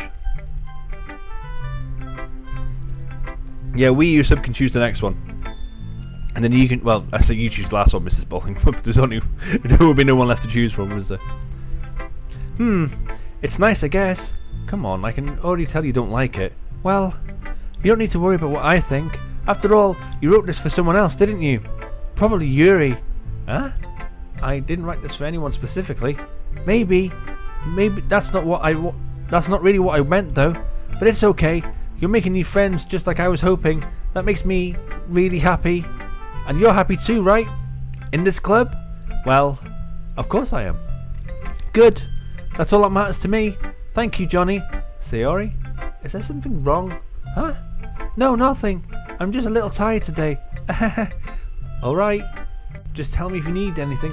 I will. Don't worry about me, okay? You can go play with everyone else now. If you insist. Yay! I'm gonna go home a little bit early today. Sayori? Tell Monica I wasn't feeling well, okay? I'll see you tomorrow. Before I can say anything else, Sayori chiefly walks out the classroom humming to herself. Natsuki, no worries, no worries. How much longer? I've got work early in the morning. Oh, dude, I'm sorry. I mean,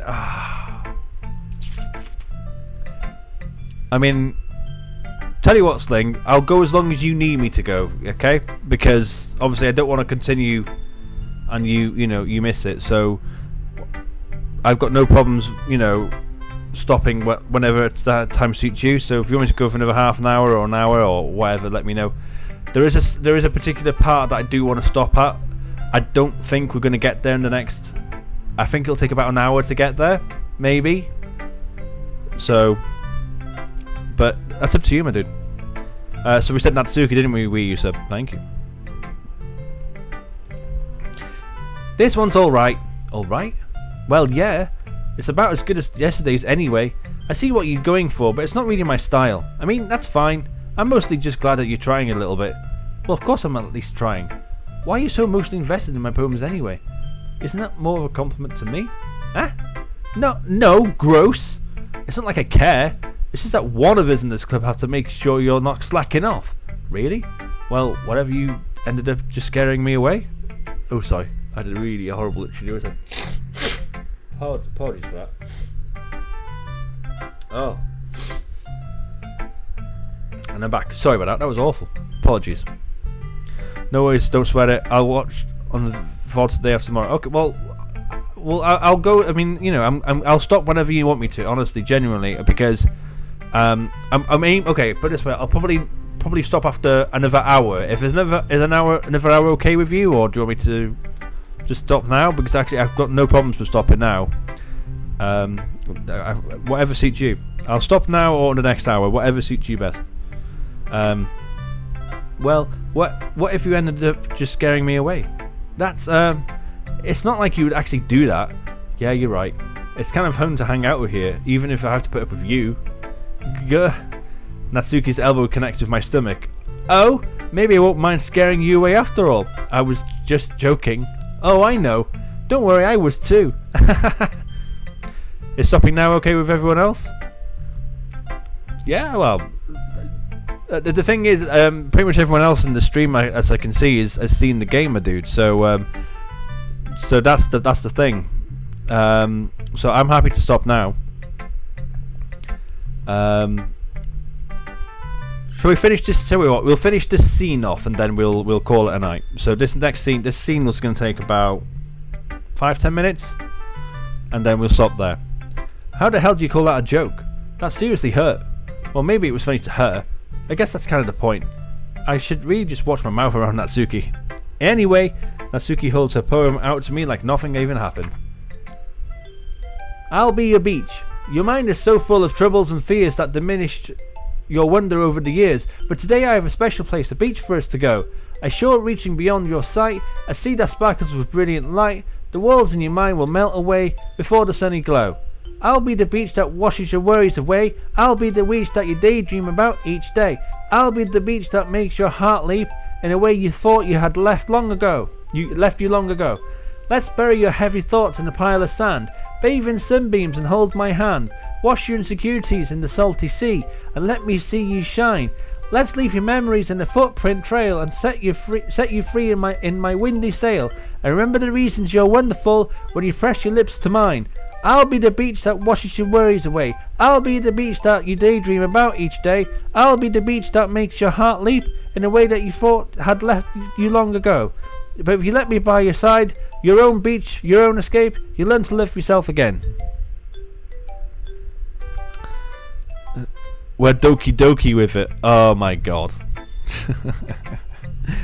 Yeah, I felt like I kept writing about negative things, so I wanted to write something with a nice message for once. Besides, the beach is awesome. Kinda hard to write with anything negative about the beach, so you decided to write about the beach first and then came up with a message later?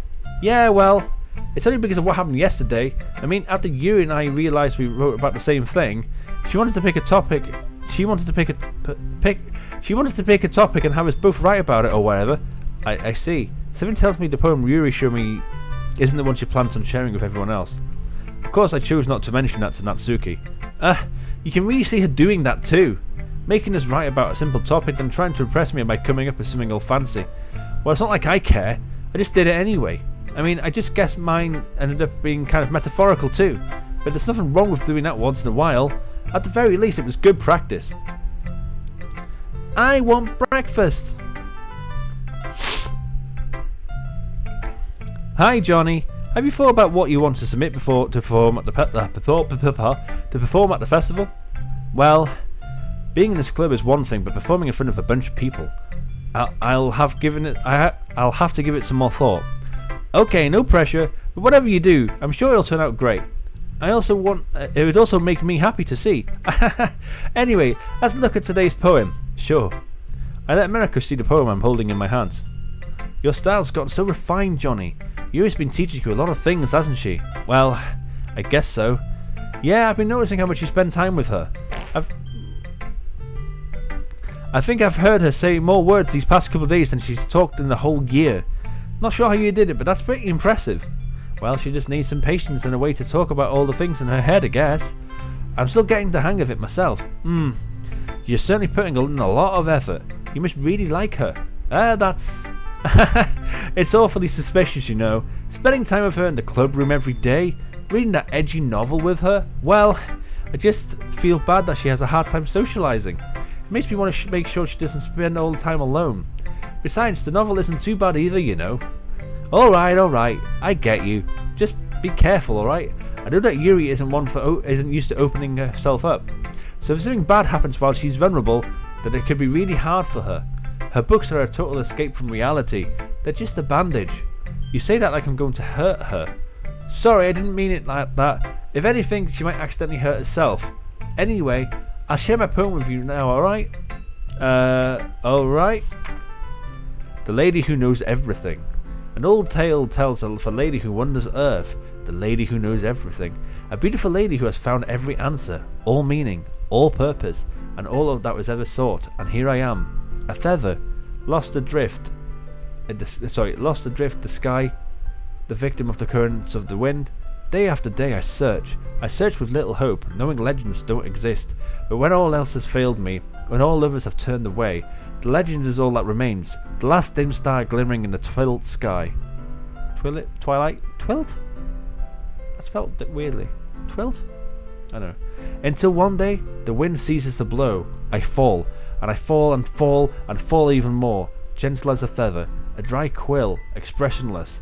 But as a hand catches me between the thumb and her forefinger, the hand of a beautiful lady, I look at her eyes and find no end to her gaze.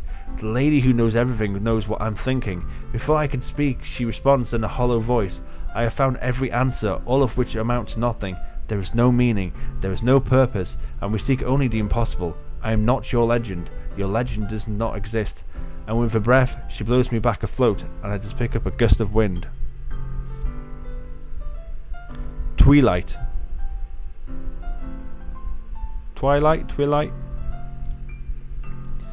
Right you are. You know, I feel like learning and looking for answers are the sort of things that give life meaning. Not to get too philosophical or anything, but I was kind of on my own mind, so that's what I wrote about. I see. I never really put too much thought into it. In a way, it's almost paradoxical, because if we all had all the answers, wouldn't the world lose its meaning? You know, there's one thing I noticed. It seems like everyone in the club prefers writing about things that are more sad than happy. Are you surprised? I mean, if everything was okay, we wouldn't really have anything to write about, would we? Humans aren't two-dimensional creatures. I think you'd know that better than anyone. You mean one-dimensional? Haha, yeah, that. Anyway, here's Monica's writing tip of the day. Are you ever too shy to share your writing because you're afraid that it's not good?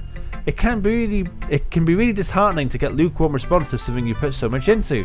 But if you find other people who enjoy writing, then sharing becomes a lot easier. Because instead of just telling you that your writing is good, okay, or bad, they'll want to focus more on everything that went into it and the things you can work on. It's much more encouraging that way and will make you want to continue improving. It's almost like having your own literature club, don't you think? That's my advice for today. Thanks for listening. Okay, you three. We're all done sharing poems, right? Why don't we start figuring out... Hold on a second. Is it just me or did you say something strange just now? Huh? Something did sound a bit unusual. That's right. You deviated from your usual catchphrase when addressing the club. Catchphrase? I don't have a catchphrase. Jeez. Why is the mood so weird today? Look at even Yuri isn't immune to it. Stagnating air is common foreshadowing that something terrible is about to happen. In your books, maybe. Look, the only thing different is that Sayori isn't here. It seems you're right. Sayori seems to lighten the mood a little bit, doesn't she? It's almost like everyone's balance is thrown off a little when she's not around. Where the heck did she run off to anyway? I just thought she went to pee. Natsuki, please show some decency.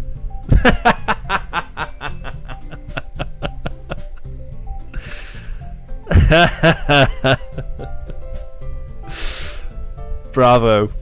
Well done, guys. Well done. Oh, come on. She actually wasn't feeling too well and went home early. Is that so? I hope she's alright. Seriously? Of all the times to not go home with her, you picked the time she's not feeling well? So much for you two being all lovey-dovey. Ah, no. First of all, stop misunderstanding my relationship with Sayori. And second, she's kind of been avoiding me today, so I didn't want to force it. Who? That curious expression coming from Yuri of all people. Calm down, guys. I talked to her earlier and everything is fine. What did she say? Anyway, we need to figure out the rest of this festival preparation, so let's decide on what everyone will be doing this weekend. I already know what I'm doing. That's right. Natsuki will be making cupcakes. But we might need a lot of them and in different flavours. Can you handle that all by yourself, Natsuki? Challenge accepted. And as for myself, I'm going to be printing and assembling all the poetry pamphlets. Sayori will be helping me design them. And as for Yuri, you can, guys, can you help me come up with something for Yuri? I'm useless. No, that's not it at all. You're the most talented person here, you know. Now Natsuki's pouting too? Geez, even I can tell now. I guess I never gave Sayori enough credit, but I can tell things are even harder on you when she's not around.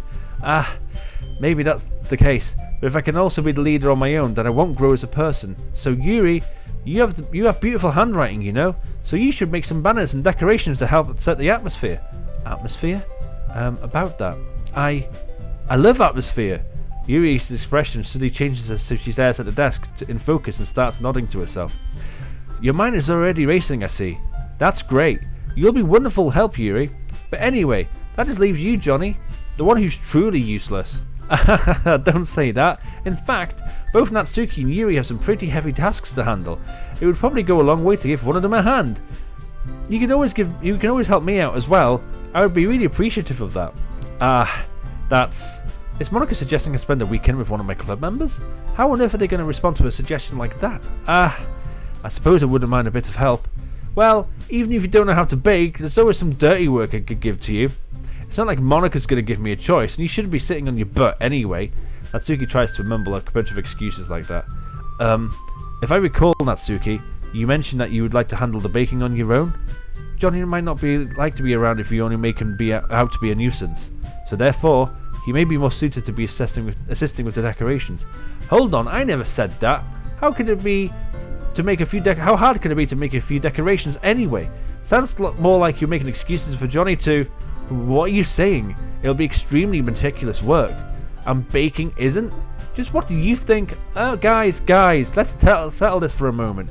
In the end, I think it's up to Johnny to decide on how he'd like to contribute. Besides, he hasn't really gotten the chance to spend any time with me yet, you know. So I'm sure he's interested in... You literally just said... I'm surprised as well. Sorry. I was just saying though. Jeez. Can we just settle this already? Yeah. Johnny, you're okay with this, right? In the end, it's up to you. Of course. Very well. In that case, everyone looks straight at me. But of course, I'm going with... Slingbean. How are you doing? Are you going to make... This will be the final choice of the night, my dude, because we're going to finish the scene off and then we'll call it a night.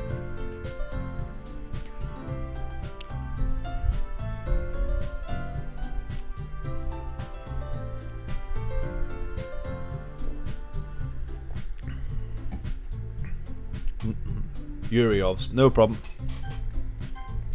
Well, I'll probably just be most useful helping out Yuri. Me? Are you serious? Why would you?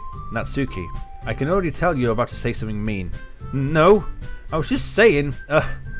So you'll be helping Yuri then, Johnny? Yeah, that's what I'm going to do. I'm glad. I have a bad habit of overthinking these sort of things, so I think your assistance will be very useful. That's great to hear. Natsuki, you'll be able to handle the baking by yourself? I mean, yeah. I already said it'd be fine. Okay. Everyone can tell that Natsuki's feeling a little sour. So is that everything we needed to go over? Yeah, that should be about it. Are you guys excited? Well, excited might not be the right word. But I suppose I'm looking forward to it a little bit. Do you feel the same way, Johnny? Me? I guess you could say I'm interested in seeing how it'll turn out. That's good enough for me. What about you, Natsuki? Natsuki? What? Why is everyone yelling at me? I didn't do anything. No, that's not what I meant at all. Yuri anxiously glances between everyone in the room. I'm sorry for this. I really don't know why Johnny picked me. And also, your cupcakes are the best cupcakes I've ever had. They go really well with my tea. And nothing that I do for the event will compare to that, so... I get it. I get it. Ooh, pardon me. I'm kind of surprised though. Why? Well, I'm the one acting immature. I already know that. But you're trying to cheer me up all of a sudden. I know I'm not very good at it. I'm sorry if I said something bad. Natsuki isn't the only one surprised. Monika and I are also taken aback by Yuri's words. When she already has trouble with words, trying to cheer someone else must be far out of her comfort zone. I begin to understand. Yuri's trying to sound like Sayori. Even if it didn't work perfectly, I could tell she tried to say something Sayori would say at a time like this. Because Sayori always helps everyone smile and feel good about themselves. No, I kind of appreciated it. I'm sorry for making a big deal out of everything. Hello, Jody. How are you doing? You're joining us pretty much at the end of the stream. I'm very well, thank you. How are you doing? Are you familiar with this game, Doki Doki Literature Club? If you are, no spoilers, please. But if not, welcome. Although we are just about to finish for the night. But I'm going to say this. You better bet that my cupcakes are going to be the best part of the whole event. I believe in you. Yeah, I hope to see everyone do their best. But with that, there's nothing more for today, so I guess it's time for us to head out. Big titty ladies, I'm not familiar. Okie dokie. Well, this is a visual novel, and there's lots of different choices and paths and stuff like that. And it's presented like this, and there is an underbelly to it that we're slowly getting to.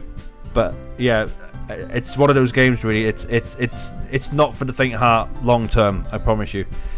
Although we haven't seen a lot of that so far, but trust me, long term there'll be stuff going on. So yeah, it's a very interesting game. All right, let's get out of here then. Everyone packs up their things. I start to follow Monika and Natsuki out the door as they chat between each other. I turn around. Sorry, I realised that I don't have any way of contacting you this weekend. Oh, you're right. I can't believe that slipped my mind. Should I give you my phone number? I think that would be the best way, yes. Alright then. Yuri and I exchanged phone numbers. Okay. Then I'll be stopping by your house on Sunday? Huh? My house? Is that a problem? No, not at all. I just thought it would be the one going to your house since I'm the one helping you. I suppose that makes sense. But if you don't mind, I think I'd prefer to go to your house. Alright. In that case, there won't be a problem. I decided not to pressure Yuri for a reason. It's not like there should matter much either way, so I'll just need to make sure my room is clean. I hope I managed to make myself useful in some way.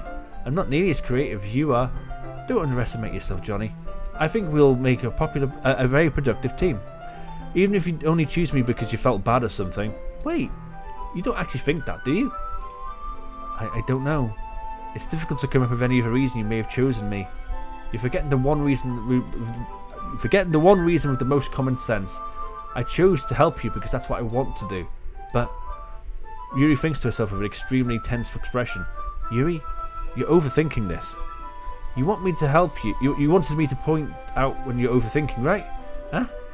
I didn't realise. I'm telling you, I want to. That's all there is to it. Do you believe me? Yuri thinks really hard again. She looks straight into my eyes for a long while. I believe you. As if it took a tremendous effort, Yuri finally says that and relaxes her expression. I'm really looking forward to Sunday. Yeah, I am too. After that exchange, I make my way out the door and Yuri follows. Boom, boom. It's getting tense, like something could be happening. I can't believe this. Yuri is going to be coming to my house on Sunday? My anxiety shoots through the roof. Even though I've gotten pretty used to handling her at this point, there's no telling what might happen during what might God's sakes, what might end up happening when we're outside of school. More than that, she told me she was looking forward to it. Isn't there a chance I might make something happen between us? Or is it too early for that? Only time will tell. But until then, I won't be able to take my mind off it. I seriously can't wait. And guys, we're going to leave the stream here on Sunday. So yes, it's getting tense, like something could be happening. Let's overwrite that one. Yeah, it's a new scene you might want to save. Indeed, I've just saved there. So yeah, There we go, guys. So we've left a very interesting part. Yeah, the next stream is going to be very interesting. So we haven't again, I can't say too much, obviously, without spoiling it, and there's not going to be any spoilers in this stream, I'm telling you now. But there's an underbelly of things going on, and that's all I will say, you know? So if you guys are interested in knowing how the story continues, then I highly recommend you join me for next Wednesday, where we go for part 2 of Doki Doki Literature Club Plus. But yeah, Sling. Seeing as Sling's been Sling is completely new to this experience. He's never seen this game before, and he's took part in the choices we've made today. So yeah, what are your thoughts, Sling? And Jody, you have missed most of it, but in fairness, you know, the next stream, I'm telling you guys now, the next stream is when we're going to start seeing how this onion unpeels itself, you know? Unpeels itself? Peels itself. Unravels, whatever you call it. Dear loser. Really enjoyed the stream. Thank you, Resub, and thanks for not spoiling as well. Really appreciate that. Pretty good. I'm guessing when she said two-dimensional, it was a Chekhov's gun. We'll find out. But yeah, it's yeah, we'll see what happens next week, guys, because I'll be playing this again on Wednesday. I kind of want to play it. Now. I want to continue. But you know, in terms of getting to the really meaty stuff, we're still a bit far from that. So don't worry. We're not going to be. It's not like we're good. I think we've landed at a good time, to be honest with you. It's a really good way to start the stream. Is what happens on Sunday. So, as in the game on Sunday. So yeah. So yeah, follow my socials if you haven't already. Just to remind you guys, there will not be a stream on Saturday.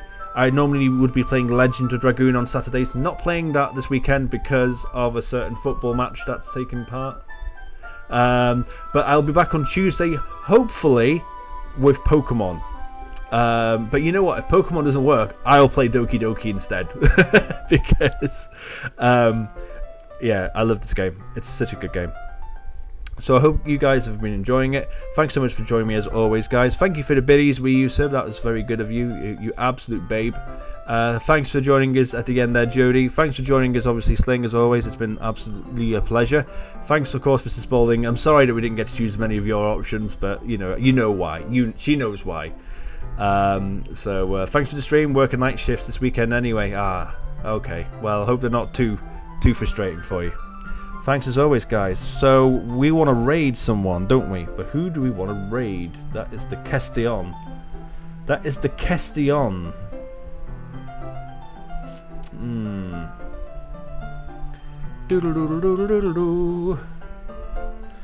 I want to raid someone I've not raided before. I want to raid that horror game guy. I've not raided him before, and he's a good streamer, and I need to check him out more, to be honest with you. So let's raid him. So that horror game guy. Is playing Left 4 Dead 2. He's a good streamer. Actually, I haven't really checked him out as much as I want to. But I know a lot of my favorite streamers really like his stuff. So this is a good opportunity to say hello. Yeah, as the name suggests, he's a fantastic horror streamer. So yeah, let's go say hello to him. Thanks so much, guys. Much love to you all. I'll be back on Tuesday for hopefully some Pokemon if it actually bloody works. If not, we're playing more Doki Doki. So but certainly otherwise, Doki Doki will be on Wednesday. So take care, have a good night, or whatever time it is in the day. Much love to you all. Take care. Bye bye. Here is that horror game guy with Left 4 Dead 2.